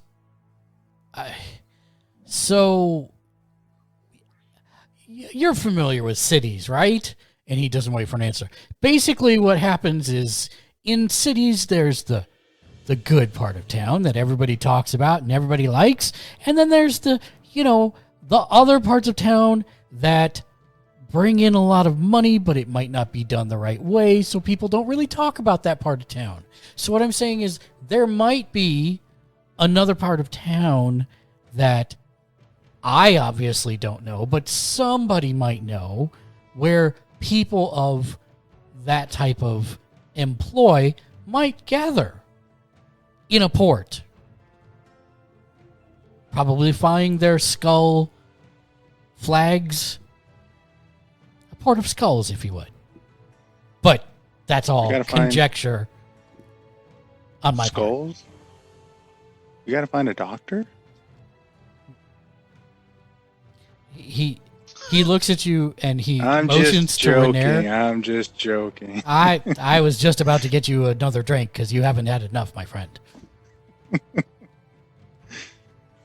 Well, yes, all right. That is so. If we look at the map, do we have something that would identify such a identified thing on the map? No. I'm pretty sure I would know where to go. You know what? Make me a history check. You need a 5. I need a 5. Yeah. He's talking about Skullport. Skullport is actually, it's complicated, but it's in Undermountain. And you would know because your dad told you that's where the pirates hang out, is in Skullport. But you don't know how to get there. You've never been there because you have to go in Undermountain, and only idiots do that. Yeah, Undermountain is down the hole that's in the Undermountain center is down the hole Portal. in the middle of the Yawning Portal. That is correct. Well, you normally need an idiot to get there. We have Nicholas. He's not there. He can't say anything. No, he sure can't.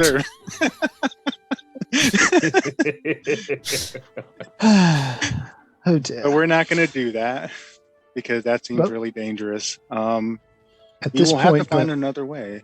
Yeah, at this point, I think we need to engage our Harper friends. It seems like they would be potentially bearers of such knowledge. We definitely can church them out. Bolo, would you know where to be able to find leader of the Harpers? His name's escaped me. I mean, I wouldn't know anything about that. I don't even know what that is. But I promise that I'll have Mert send word shortly. Volo, Thank you. seem like less than a font of knowledge recently. Worst members of secret societies ever.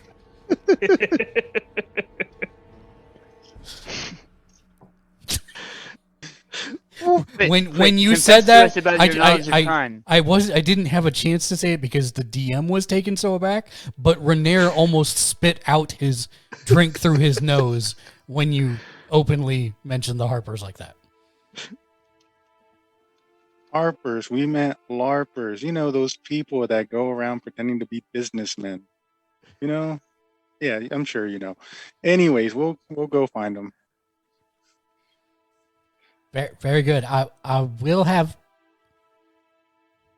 your friend Mert send word to you at the manor if you so desire. Sounds good. Okay. Thank you. I appreciate that. That's all. We'll let you guys be. Have a good night, everybody. Good seeing you, Lizzie. All right. Meathless, we're going to say you concluded what you came here to do. Okay. We'll take that sidebar later. Cool. Are the people still down in the hole? Yeah. Pretending to screaming? Yeah. No. Like, they've not come back up and no proof of their death. And it's been like 45 minutes. Looks like you're not going to win this one. God. Do you want to wait out the last 5 minutes? Oh, yeah. I'm gonna wait out the last 15 minutes. 15 minutes, yeah. Everybody. I'll get another drink with Durnan. Very good. And everybody else makes their way back down. So do I understand why people are going down in the hole, and other than that it's a game? Yeah, if you haven't asked, no. Makes no sense. Okay. But Can I see how far down it is? Pitch blackness. It goes to blackness in about 25 feet. And It doesn't do I seem- hear any fighting or anything? No. It doesn't seem like a secret though. Like if you were to ask around, enough people are enjoying the show that they'd probably answer you. Right. I don't know that I want to ask yet. I was Fair thinking enough. about going down. The number and difference of races here in this room might be shocking, right? Oh, it's beyond shocking. Oh, yeah. I mean, especially to him, since he's Yeah. only seen 6 in his entire life. Yeah. I mean, there's beholders, mind flayers. Oh, so there are beholders this time? Yeah, there's a beholder over on the right side. There's a mind flayer that's not attacking anyone. There's barbarians and No one's attacking anyone, right? It's no, everyone's kind of friendly. Everyone's kind of, the best way I could say is cliques. Like there's cliques of people throughout, but nobody's starting fights with anyone. And at the slightest hint of provocation, Durnan says out, and they're forced to leave. Okay. Maybe we should just have Durnan come to the house to expel the ghost. Just has to yell out. Have we tried that? I mean, you killed the ghost, so everything should be fine now, right? I mean, did we kill it though? I thought it just like disappeared for a little bit, like after I made wrecked its that joke ghost. about its mom. Nah, I wrecked that ghost. That ghost is dead. Oh, Dead. okay. Get out.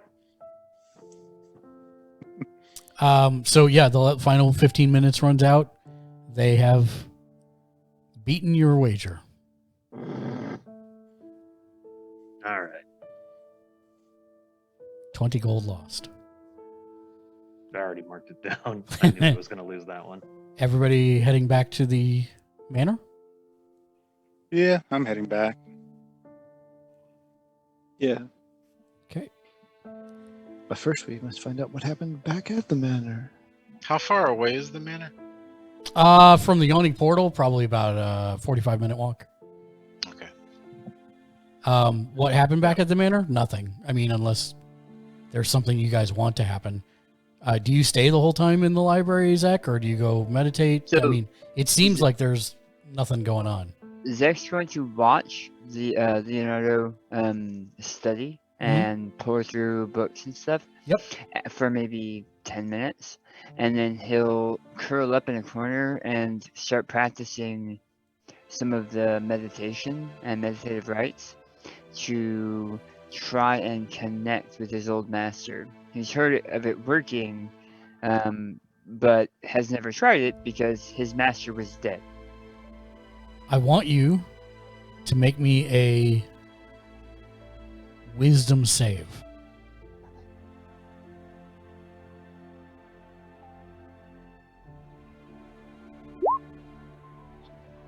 Okay.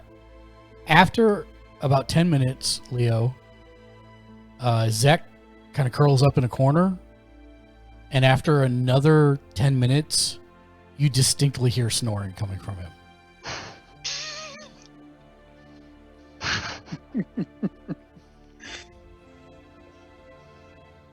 Do you want to stay in the library? You want to head back to your room, do other things?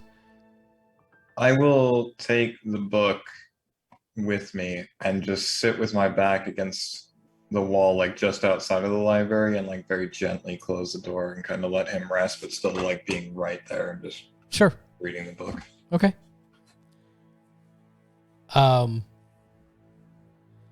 You do that. You eventually hear everyone return to the manor, unless there's anything you want to do in the time between.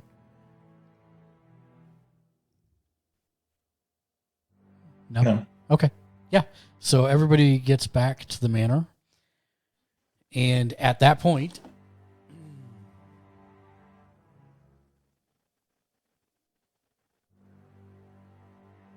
can you move yourself where you are, please, Leo? How long have they been gone? They were gone probably about 2.5 hours. Can I say that one of those hours was a short rest for me? Well, you're getting a short rest now, so yes. Yeah.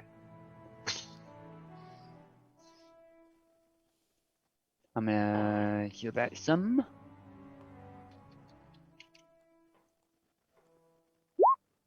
Not much, but some.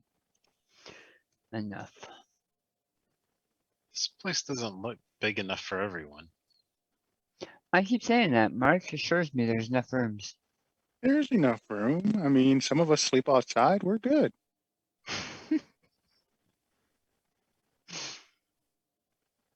Well, who's even on the second floor? No one. Exactly.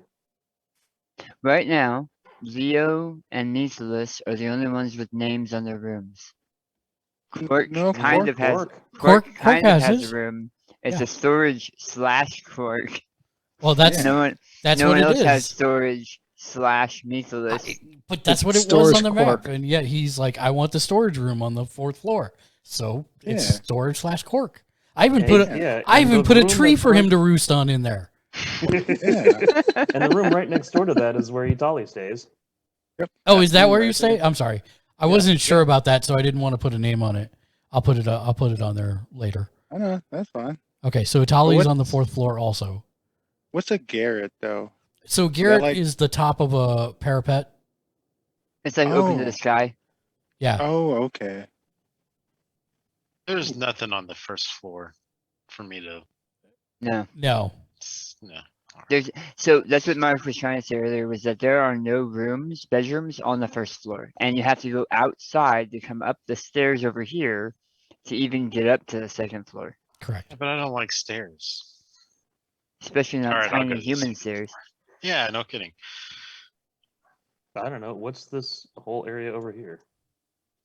That is it's another. No, it's not. It's actually it's the bottom of the garret, but it's been made into a sitting room where there's supposed to be tables there also, but it's a big bay window that looks out.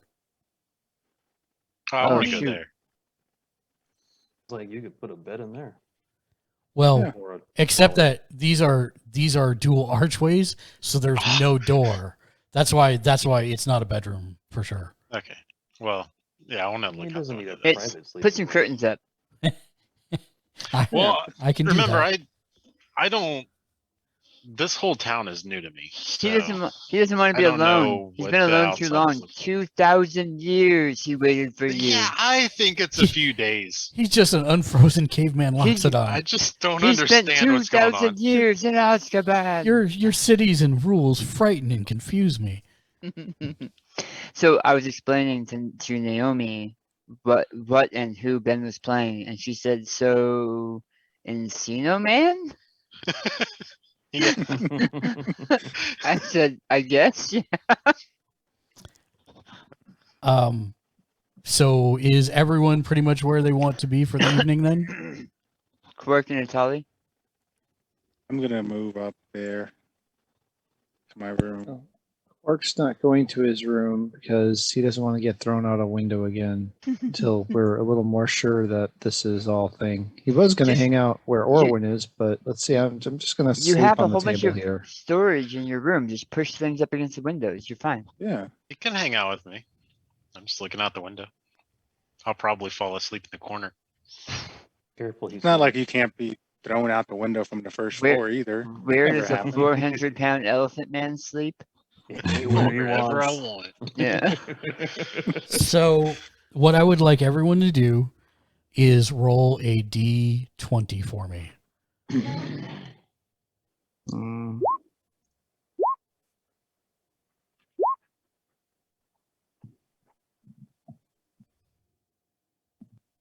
Did everybody roll the same almost? No, Dang. that's not how you do it. Slash roll.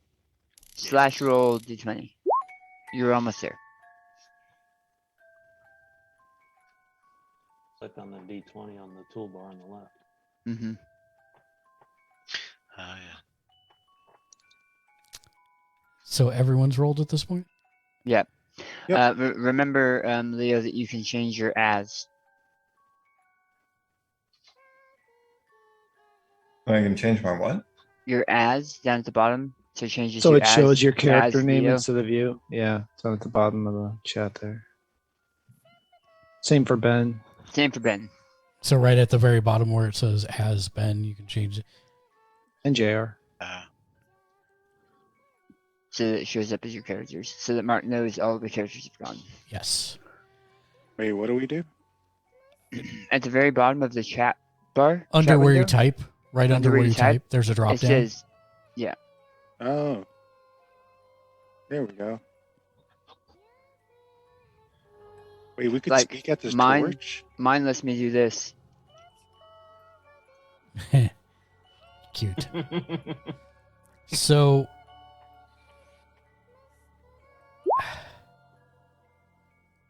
Methelus, since you're rich and worth see it. everyone's lives, you It's thrown out a window. are having very troubled dreams. I have Featherfall. Not while you're sleeping. The nightmare that you're kind of currently trapped in has you in its jaws.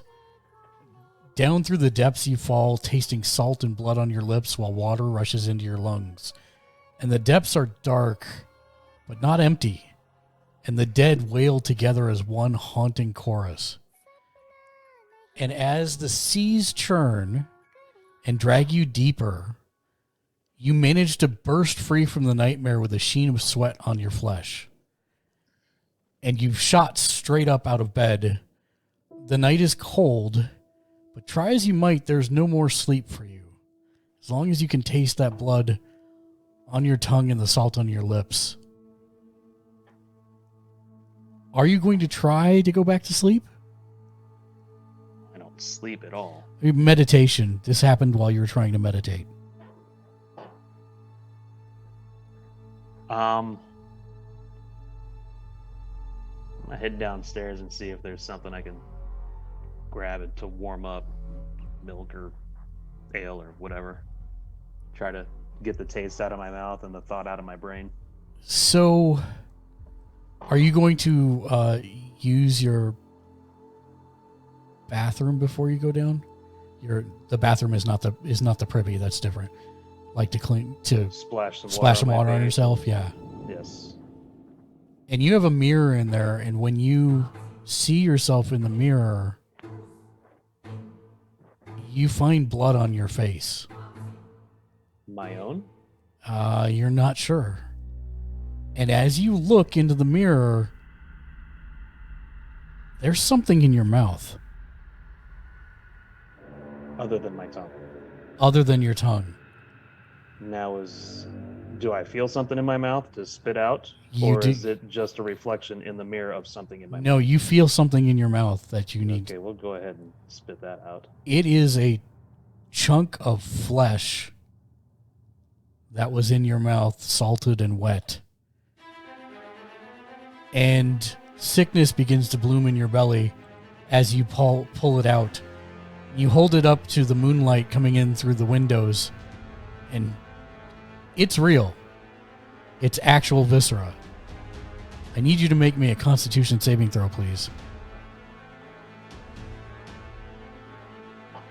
I'm the one who gets sick again. I think it'd be more disturbing if you didn't. You don't click on Constitution, do you? You click on... Constitution saving throw. It's down and to the right from the stats. Right under your It's the proficiency top bonus. box on the left. You are so repulsed that you begin to retch. You basically just vomit all over the bathroom. Awesome. And it is at that moment that you hear, everyone hears, no matter where they're at, a blood-curdling song.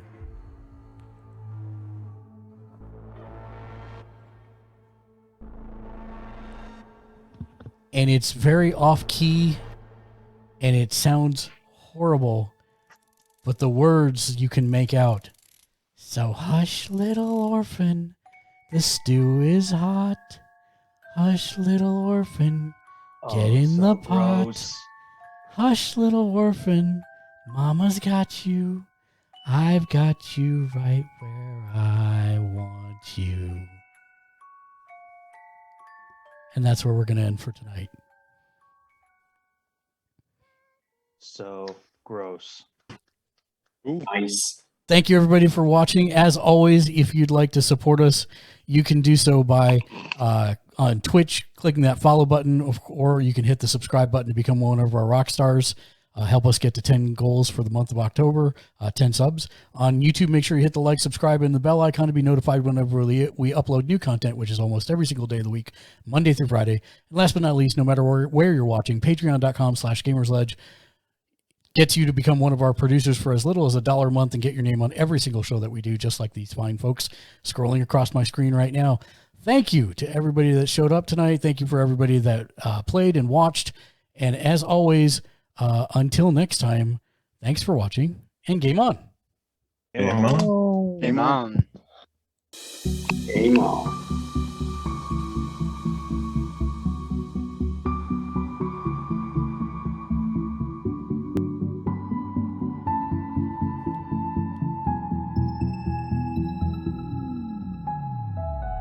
I need you closer than ever, ever than before. My life is wasted if I can't spend it all with you. I've lived in total darkness, now you're my only light. When you're away, I feel like a shadow in the night. Hold me, and look into my eyes. You'll be staying always by my side. I'll never let you go.